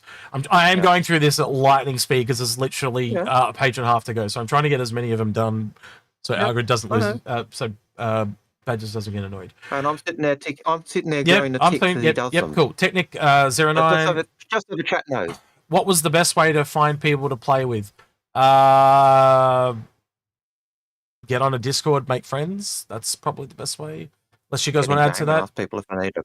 Yeah. I want to help, yeah. Ask for help in game. Yep. Format says, what is, in your opinion, how balancing the manpower required of large ships versus spamming smaller ships? 10 Gladiators spamming torpedoes and missiles versus a 16-man Polaris. Well, basically, the bigger ship, you work together, you have more defined roles. It's got to be that way. Like, if there is a huge inconvenience to work together and it is harder to get people together, it has to be you have to give them a reason to get together. And if that is a drawback, then people are just going to all go off on their individual ships. It's just logic dictates. It's got to have advantages. Just by logic, look at every other game. If it's never had an advantage, it never eventuates. It's like the raids in WoW. Badgers used to play WoW, did you not? I did. Why did you get together to raid over just doing heroic quest dungeons or single missions? A, because it was social, but B, mainly because there was gear in there that you could only get through those raids. And if you did it on your own, you would be behind the gear level and behind the times. And if you were to convert that to Star Citizen, what would that be? More lucrative, more credits, more money, more socialization, more rep? Yeah. 100%. Yeah, it's all logical. Can the F8C fairly be classified as a heavy fighter? Is it currently outclassed by other heavy fighters in every way and doesn't need a second seat? There is an armor in the game. There's one big thing. Yep. Wait till it's fully implemented. Give it some time. And if you bought it and you're not happy with it, you can always get it back from buyback later. So melt it and turn it to something else or whatever. But again, if you're not happy with it, get rid of it. Or wait and see what it turns into. Michael Bruce says the Perseus is currently listed as an 1x personal ship. Is that a mistake? What is that? What does he mean by that, Badgers? Good question. I think he means a 1 to 4 person ship. He's put X instead of 4. It's a 4 person ship, isn't it, from memory? So do you honestly think realistically you can crew the Perseus with 1 person? I mean, you do it to fly from A to B. I think that might be a Matrix of Lies misprint potentially. Yep. Don't trust the Matrix of Lies. What would you say? What would you say is the minimum? 2 people, like 1 on the turret, 1 on flying. Yeah, I mean 3 probably. 1 in each turret because they can't be bladed. They're manual turrets only. And your pilot. So 3 to 4. Okay. Salty Dog says, is the Ursa Emerald Fortuna no longer available since the Lynx replaced the Loner? It would be available at St. Patrick's Day. St. Patrick's Day. So you have to wait till then. Cheejack says, why is there nobody raving about the fact that they just said jail cells can't be locked to cargo grids? This opens up bounty hunting to a plethora of ships now. Yeah, that was always the thing. We've always said that. That's not a new thing. Did that right from the early. They have said. Sorry, go on. We said that right from when we saw the first trailer of Squadron 42, where you had Agent, what's her name? The special agent, Avenger. That doesn't matter. Badgers, what are you going to say? Because that's just stating old things. But bounty hunter pods will be held in a meat rack configuration, whatever that means. They've also said that if you put cargo pods down with people in it, you can't stack stuff on top of it. Yeah. All right, next question. Viper, what do we know about logging out in other people's ships so that we can take long trips to the void and pick up not much at the moment, really. Not much. I believe that's the intention. Yeah, they'll let us know as things go by. Right. Oh god, there's so many here. Don't need to answer. Oh, here we go. Commander Latch says the real question is whether no, that's someone just talking in chat. Commander Latch question: is there any real gameplay benefits to adding the Titan suit, or is it more of a rule of cool? They'll add it later, but the only Titan suit we have in game at the moment is a boss for Squadron 42. Technic Zoning says question: fairly new players here and starting to move up from the solo ships. Do you think what's the best way to find people to play with? Chat seems to be a hit or miss. If not chat, get on our Discord, get on another Discord. What would you recommend besides chat? Algared Badgers? Ask in game, ask on socials. There are plenty of people on our Discord that are very friendly. I'm sure there's many other content creator Discords you could get on and meet people. The only exception to that is it a you problem? Are you the problem? That you need to look at self-reflection time there, I think, maybe, Technic. Spectral Fox says question, which was, do you think we will ever get a bigger refueling ship with Quantanium? The answer is, I believe, yes. Yes. How long will you will your stance shit on earning down with bigger ships as more complex mechanics come into play with no NPC limitations? How will no, it won't change. Because again, from what we stated before, a bigger ship just earns so much more money that even if you can struggle through with it from a price perspective, rather than buying every ship a way along, and again, in every MMO that's out at the moment, if you are taking something and going backwards, so you taking the WoW example that Badgers had, if I take that high level gear and go back to a level 20 zone, do I not smash the shit out of the things in the level 20 zone? Mm-hmm. It's the same analogy. You are taking the big ship and very quickly able to earn the smaller ones because you're making so much more money. Right. And Fox, just very quickly, not everyone shares that stance, but that's a conversation for another time. Yep. And I think on the big ships, you just get a couple of people to help you, and that is how you do it, and you just split the profits, and that will earn. Yeah, it can be a struggle, but it's far cheaper than buying every damn ship in the chain. So yeah, and again, if you take a very small ship and try and earn up in game right now, it's a nightmare. But you can take the big one and very quickly get everything underneath it. How's the tractor beam on the Nomad? Don't know, haven't flown it, but I've heard some good things from people that did. So yeah, I would say it's pretty good at the moment. And I've heard some people. John, are you still there? John Citizen. John, Yes, I am. how did you find the Nomad with the tractor beam? I haven't used a Nomad with the tractor beam. All right, you bloody useless thing. Go back to There you go. muting yourself. Right. Question: is the Apollo medivac worth the extra money versus the triage? What do you get? You get 2 hard points and some extra missiles, don't you? That's up to you for the Yep. what is it? $25 difference. I think you also get some extra And a skin. armor and a skin. Yeah, that's good. Well, it's $25. Is it worth it to you for that for $25? That's a personal question. Yep. Can you get And away we with? don't know how good armor's going to be, so yeah. Yeah, and that makes it difficult. Get one and earn the other in game, earn sideways, maybe. So I don't know. It's up to you. That's a really hard question to ask. I would personally spend the extra $25, but I'm a crazy person, so Stefan Herbert says I've got both because I'm crazier. he's so, super crazy. yeah. Badgers, what would you say? Being the sensible one, you'd I say want- just get the lower one, yeah? I want the medevac. Is that the more That's all I expensive can or say the about that. cheaper one? Is that the more expensive? That's more expensive. There you go. He wants the more expensive one, and he's the sane Yeah. one of us. So if he's saying get that, maybe get that then. There you go. Do you think we'll make a Stefan Star Herbert? Citizen South Park special? Not mainstream enough. Not mainstream enough, but it'll be funny to see. John Priest, aka John Citizen, says, question, buy add-ons for the Endeavour in-game, buy them in-game, John. Don't buy them for real money. They're like fighters, buy them in-game, John. And that's mainly because they just don't maximize in value, just like fighters. They what the most expensive, and this is the thing me and Algared are still looking at, the most expensive one in-game right now is the Pioneer upgrade kit and the Idris K kit.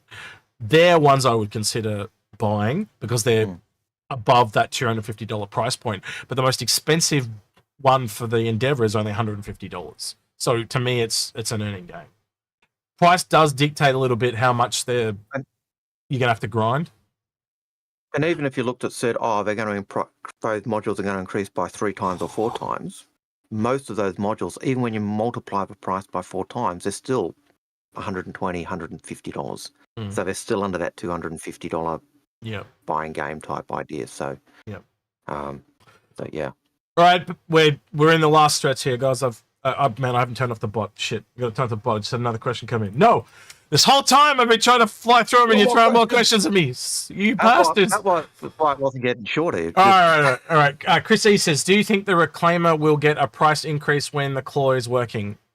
Potentially, but maybe not. It really depends. It's up to them, is it not, Badgers? I mean, it kind of is, but it would be shitty just because the gameplay's come in. There's a lot of ship that are waiting for gameplay. Yeah. It sets a poor precedent. Yeah. Well, they did say on scale, every ship's going to increase in price over time. Yeah. So, yeah, we'll see. Hopefully if not. you've got the ship and you're waiting for it, doesn't matter. And if you haven't got the ship, then Yeah, so just buy that. If you're really worried about it, just buy a CCU, like Algared said, and it locks that price. Right. Nocturne says, if you had $6,000 to blow on store credit on ships, and we're focused primarily on bounty hunting and escorts and assault, that sounds like a fix my fleet. And if you've got $16,000, reach out to us. You're buying a game. Yeah. You're on Twitch, Nocturnes. Reach out to us on Discord, !Discord, and contact me and Algared, or go into the Fix My Fleet channel or CCU Help or something like that and at us, and we'll help you with that, because that's 16,000. That's a very broad, complex question. So reach out. But And it is store credit as well. So we'll do that as also does the growth. We'll do that as a Fix My Fleet. Right, guy in the Ern's lounge chair says, question, can you CC a capital ship? No, you cannot. Actually, technically you can. So Polaris's, anything under 1,000 you can CCU. So it's not capital. There are some capitals under 1,000 and there are capitals above. So it's the ones above that you can't. Can you CCU a capital ship? I've seen Polaris for $500 and that's a capital ship, right? Yes, it is. And technically at the moment you can't go above a Polaris and an A2 because they're 750. So there's nothing above them to CCU 2. So no, in the example, questions as well. the example you gave, it's a no. Sorry, that was me thinking through as I was answering. Sorry. Kayla Yep. Lau says, question, could you give some tips on purchasing the limited ships like the Idris and Jav? Do they go really quickly? Yeah, they go super quickly. And I got asked this during the captain's table, and my answer stands the same. They do actually put them up before the store goes live, so about 5 minutes before they go up on the individual ship pages. Then when every single ship is up, they roll the whole thing online. So you can generally add them to your cart before the store even goes up, and then when the store goes up, you click buy. So yeah, so try and add them to your cart beforehand, essentially, is the tip. Citizen Scott says, do they do, bro. They're just behind on, oh yeah, right. And the rest are all done. That was the last question. We're all done. Okay, Right. there is a question in our YouTube, which Oh. is relevant. John Waters says, is the Crucible worth it if the only cap ship you have is an Endeavour? My answer to that is yes. Yeah. If you own any capital ship, you should have a Crucible. Well, In my no, opinion. well, I wouldn't say you should, but I'd say it's a definitely an advantage. Essentially, that's a tough one. But yes, I think the Crucible is valuable to any ship, really, because it repairs them. Especially when you go into unsafer places and stuff like that. Oh, apparently ISC is out. Now, Badgers, do you want to head off and we'll watch ISC without you, or would you like to watch ISC with us? Yeah, I got work in the morning. All right, you head off. There is one. Take care, Badgers. All right, see you, Lovely Badgers. Hanging out with you. Cheers, guys. Take it easy. Take care, mate. All the best. Bye. Alrighty. There is actually one more question here from Myers. Questions: what are you collective thoughts on the Perseus and its design? Worth buying or becoming available? It becomes available again. If you want the Perseus, you'll get the Perseus. I think it's kind of overpriced for what it is. Badgers will kind of agree with me on that. But again, if you really want a ship, you get the ship that you want. Algared, what would you say to that? If I really want a Perseus, you get a CCU to it, and then work on your War Bond CCUs to bring down the price. Yeah, that's it. But yeah. Alrighty, I'm just bringing up ISC Algared. Apparently, it's called Inside CitizenCon.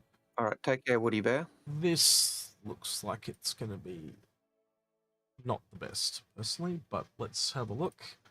Here we go. I'll flip this over. I've got to set it back to 2 people, so I've got to turn you off and on. All right, and then I've got to flip it over so Algared and Co can hear. I'm not. I have to turn my air conditioner off for this one, aren't I? Right. This one. And if you can switch for sound, that'd be nice too. I've already done that. Right. All right, here we go.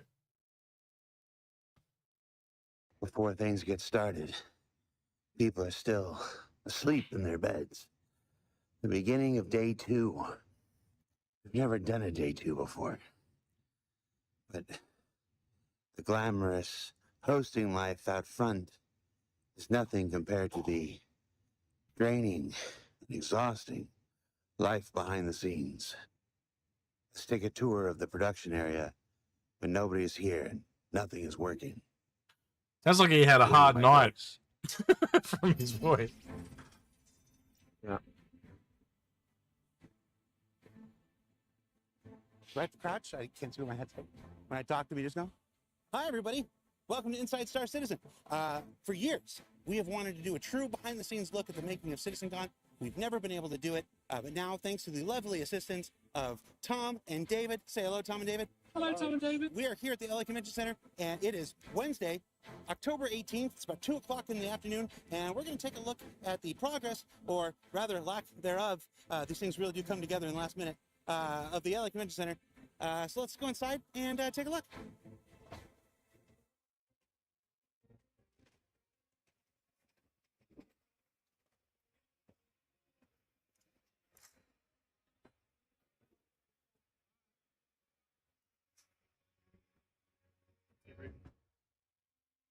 We are here at the big lobby. You might recognize this from all those videos you watched before. We're heading into West Hall, which is Petrie Hall. That's the hall that we are inhabiting this week.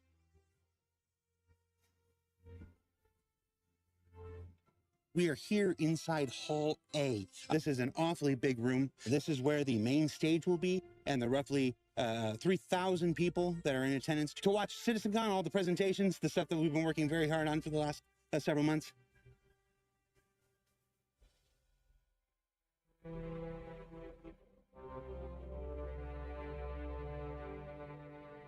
We are here in Hall B. This is where the main action of CitizenCon comes. This is where the community booths, the Pyro Playground, the Dragonfly, the Atmo Esports. Obviously, we're going to check in here in a little bit as more progresses. Running out of gas. So this is the part you never see. This is the Pyro Playground before the Pyro Playground. This is the room where we set up all 150 computers, plus quite a few spares and quite a few alternates. This is a massive undertaking for the first playable Pyro here at CitizenCon. These are the true heroes, the people from IT and the people from player experience. Who are you? What are you doing? I'm an IT systems engineer here at Cloud Games, and I am setting up the Pyro Playground, helping Ahmed with the servers. Hi, Alan. From my perspective, it's been pretty smooth sailing. I'm sure Miles' team has had a few surprises they've had to deal with. I'm sure Ahmed has had a few bumps as well, but other than that, we're smooth along pretty well.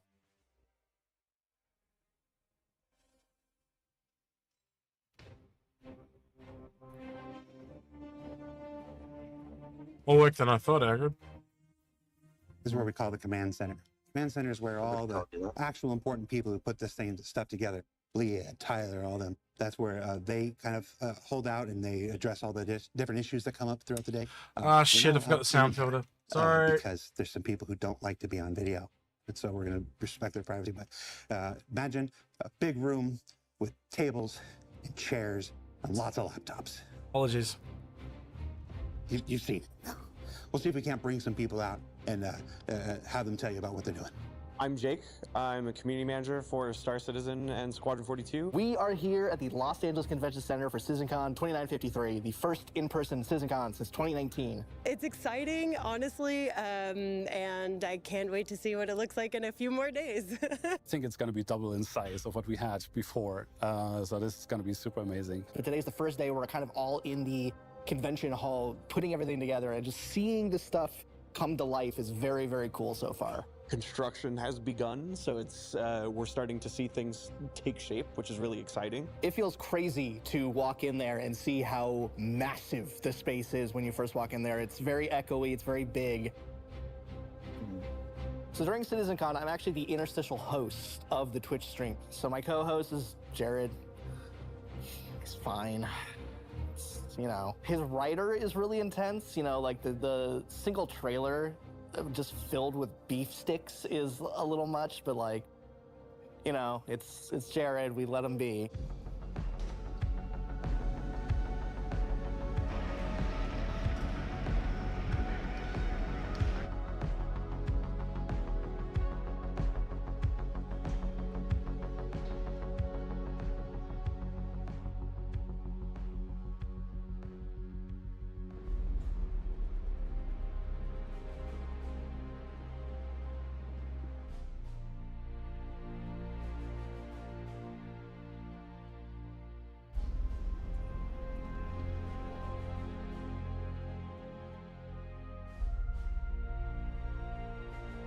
So it's day 2 of setup. We're starting to recognize the things that we've only seen in concepts leading up to the big show. And so I think it's just super exciting for everybody to see it all finally coming to life. So I'm part of the core event leadership team that's been planning this event for many, many, many months. And I can't tell you just how rewarding it is to see everything coming to life. I think for a lot of us, we're just as excited, if not more, than the attendees for CitizenCon. We've had a number of technical issues, not uncommon to a big event like this. The severe power issue that took about 6 hours to track down, which we finally resolved, but it set us behind. So we're now just going to test our first content on the screen. I believe we're going to start with Graham. Audio can play a crucial role in the immersion. Graham is the only pre-recorded video, so he'll be a good test for sync because we're going to see if the sound that comes out of the speakers matches the words that are coming out of his mouth.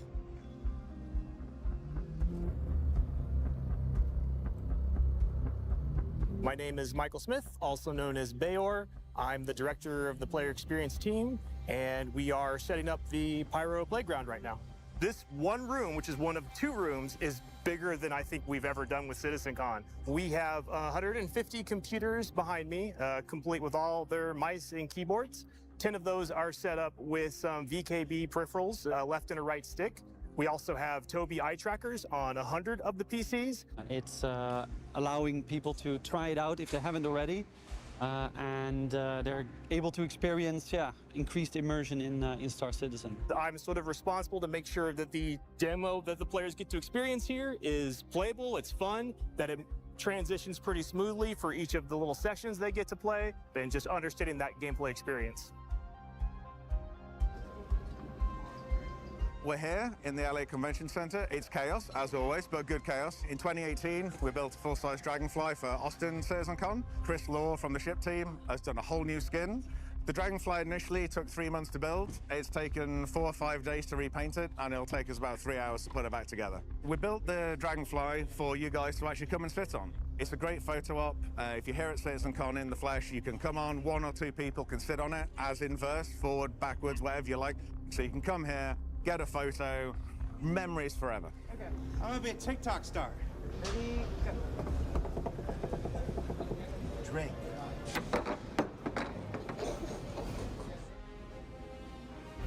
As we walked in for the first time today, we could see our 30-foot banner. Atmo is actually here to bring a live tournament experience to CitizenCon. We're very excited. This has been 6 very hard years from the demo rally to Atmo Esports to actually come for the first time at the CitizenCon and put together a live tournament experience, not only for the fans, but for the competitors and the creators that are going to be competing. And I know when they come here, they're also going to be pretty impressed with what we've done to put together here.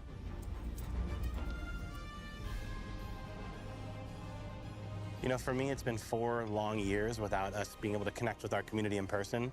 And I really can't stress just how much it means to us to be able to spend time with our audience in person. I think with any live event, and we've done a lot of these CitizenCons, there's always fires that have to be put out. Comparatively, though, things are going pretty smooth this year. And I'm probably going to regret saying that in like 15 minutes when one of these walls falls over on me.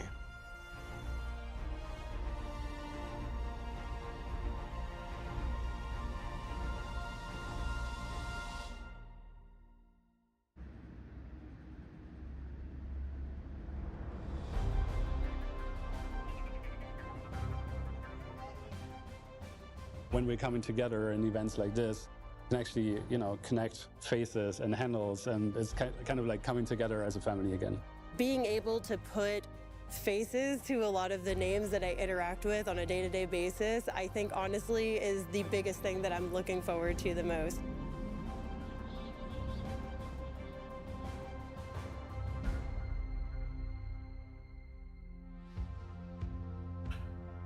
Being able to talk to backers and people who played the game directly was amazing. It was super rewarding, just the conversations that I had with a lot of our backers, both at the event and also the kind of after party. Hall B was really cool. I remember first seeing it on the Friday morning before it was even finished and just being so impressed with all the dressing in there. There's so much cool stuff to show. I want to make sure it all gets to be shown. And so that's my biggest worry, is that we're not going to have time to show all the cool stuff. There was like a meet and greet area, the esports stuff was there. It was quite cozy, which was a nice feeling.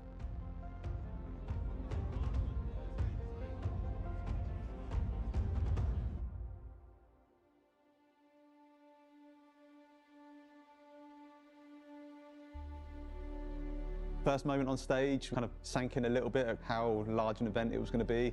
Once you actually get ready to go on stage for real, that's when the nerves kick in. Being the only person on stage with that many eyes on you was very new and very scary. Hello everyone, I'm Will Hain. I'm here to talk about water in Star Engine. I was having a good time, but watching it back, I'm talking really fast. We were excited, the crowd seemed to be buzzing from what we were showing, and yeah, just lots of positive energy, I think. We got a lot of positive feedback from the crowd. There's a lot of big cheers. It was, in a way, all this build-up, and then it was over. It kind of was a bit of a blur. Then obviously a huge sense of relief once I was actually done. Seems to have been well received, which has been really great. I'd definitely do it again, for sure.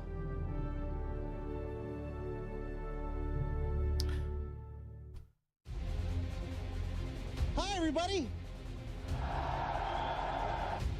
Welcome, everyone, to CitizenCon 2953.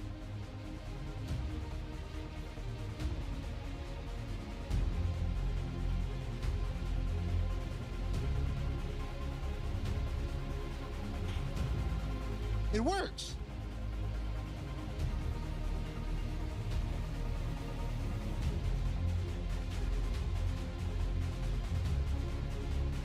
Bone, you go ahead, Bone. Bone, can you keep zooming in?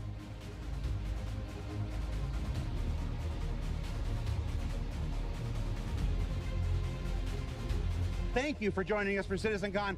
Come back tomorrow.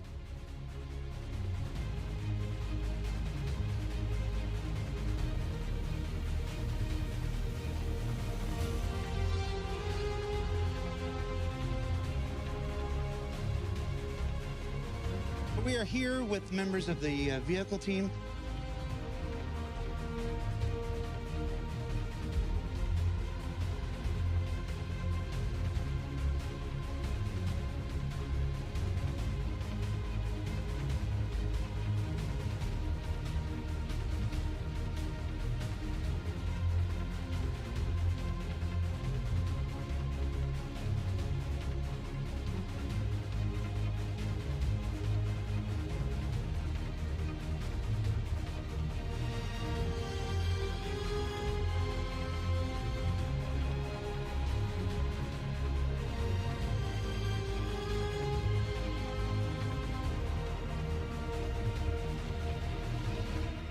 We've been working on this for so long, and seeing the reactions of people in the auditorium is going to be something that I'm going to carry with me, probably for the rest of my life.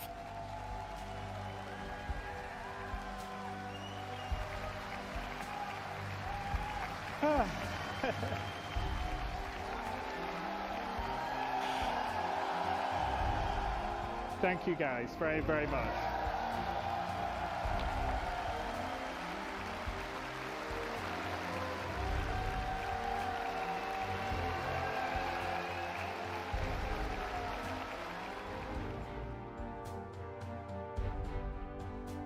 That's a little bit about the behind the scenes of CitizenCon, how that gets put together.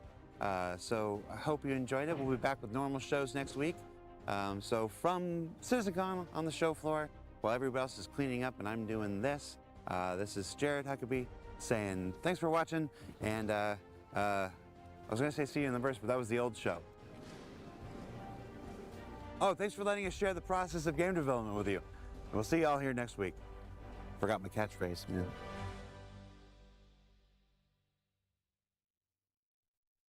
I think a lot of what I heard from people was really echoed in that video, like just the whole community thing, and that they needed it as much as we did, Algared, was something I heard from a lot of people. Yeah. But I've said that for years about CitizenCon. CitizenCon is as much for them as it is for us. Yeah. It's a time where the team get to see what's been done across the, globally.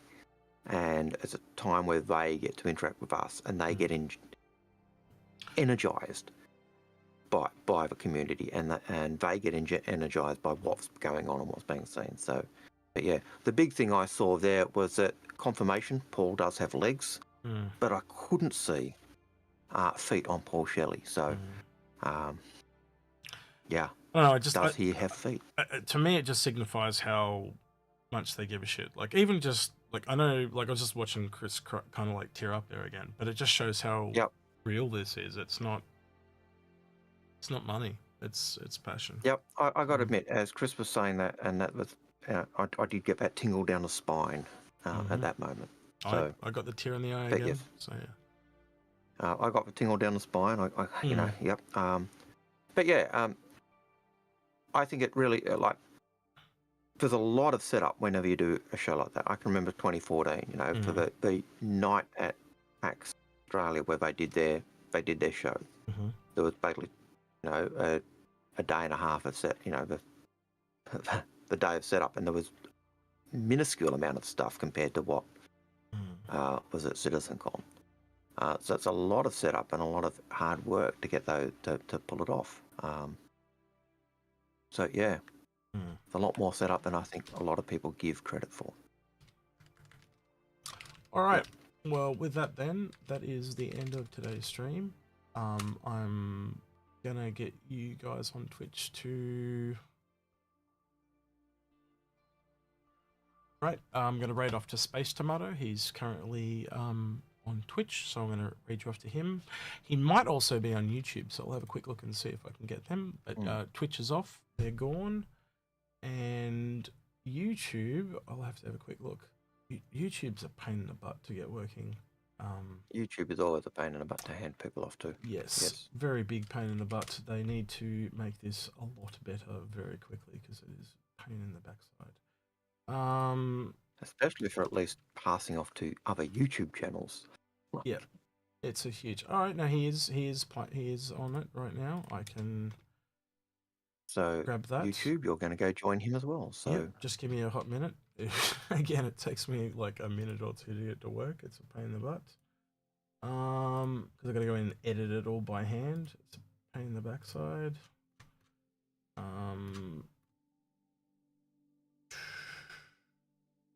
Redirect.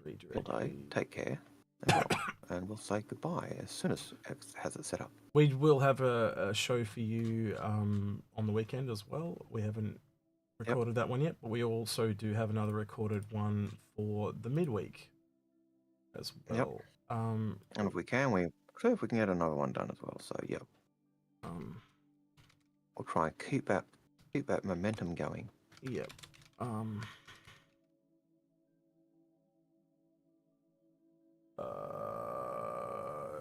Okay, that is not what is coming up. There he is. Got him.